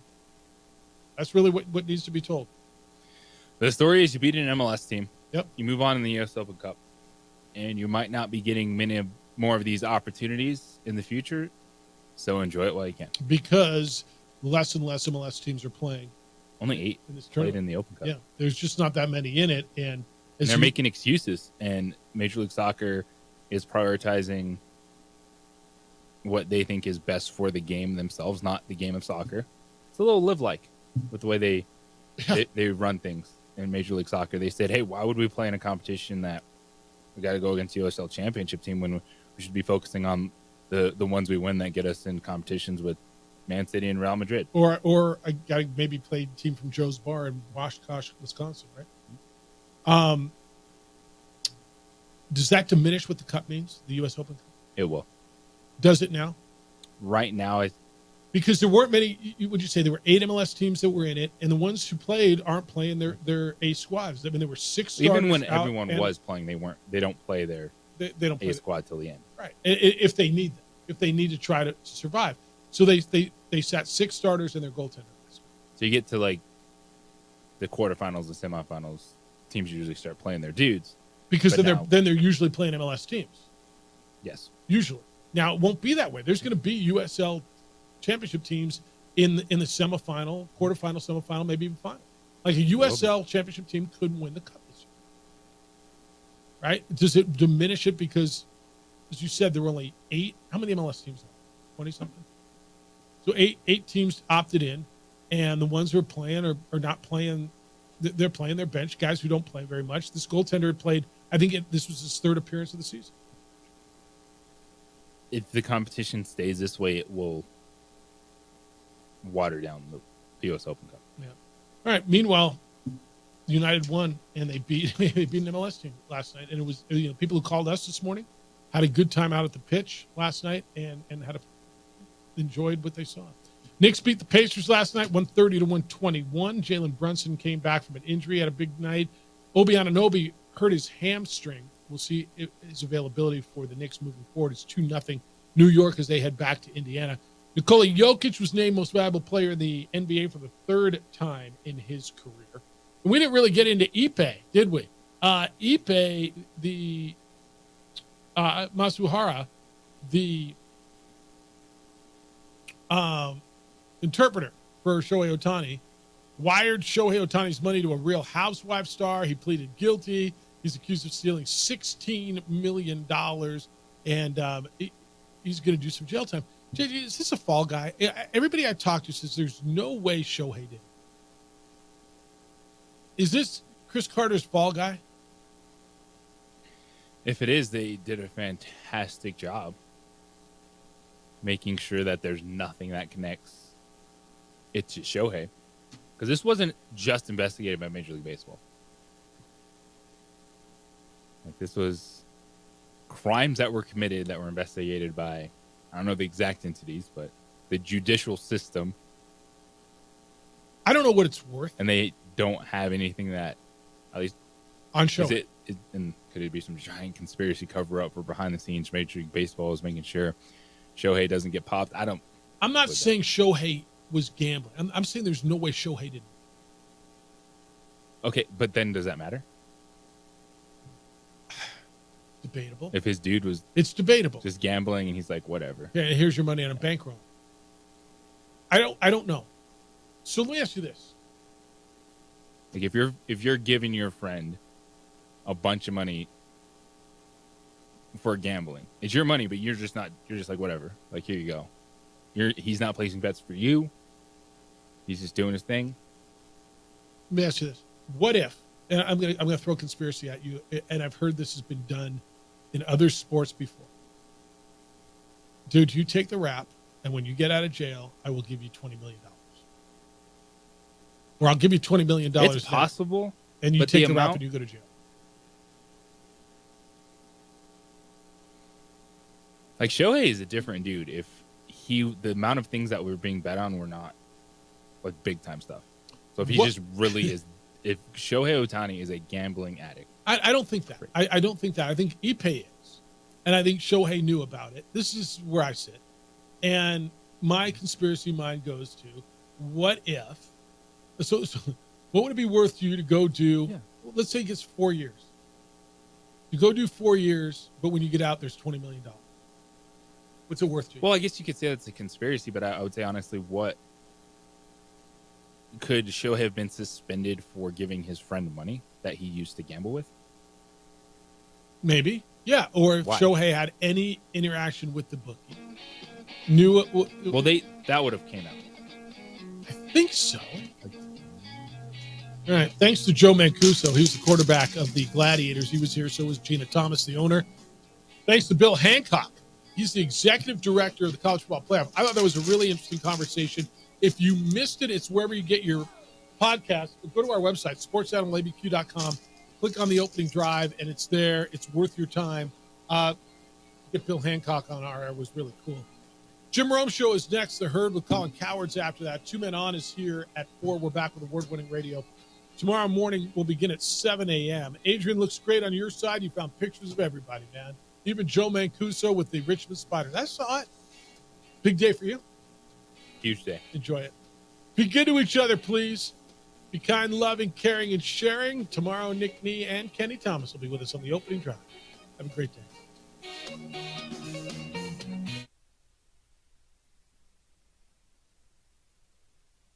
We would like to thank the following sponsors for making this broadcast possible.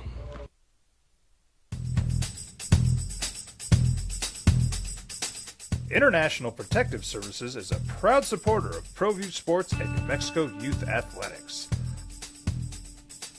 IPS provides residential and commercial security services in the Albuquerque metro area. For more info, please call 505-897-2420 or visit internationalprotectiveservice.com.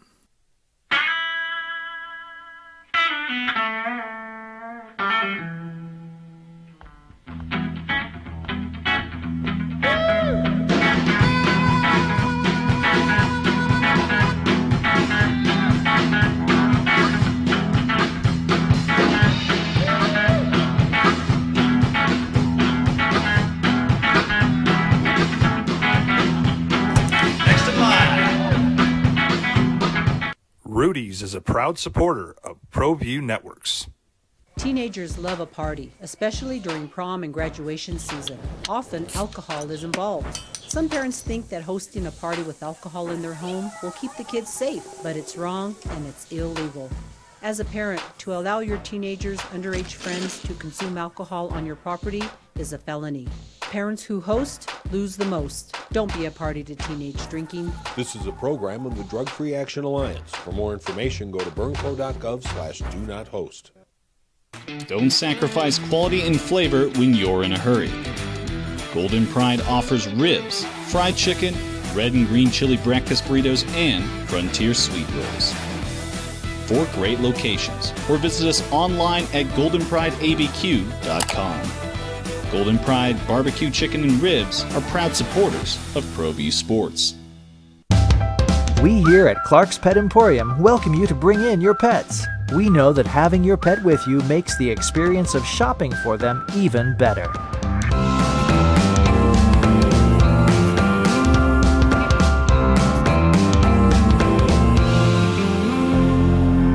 And we welcome you to bring your kids also. Clark's Pet Emporium, your pet's second best friend. We would like to thank the following sponsors for making this broadcast possible. What's going on, Lobo Nation? Ja'Cory Krosky-Miller here. And I'm Devin Dampier. The Lobo football team is going through some changes, but we're here to stay. We'll put in the work on the field and in the weight room, but we'll need your help off the field. 505 Sports Venture is leading the charge in the NIL space, and you can be part of it. Shorty, she better than all my intentions. Locked in, shorty, you got my attention. See your baby, I get you the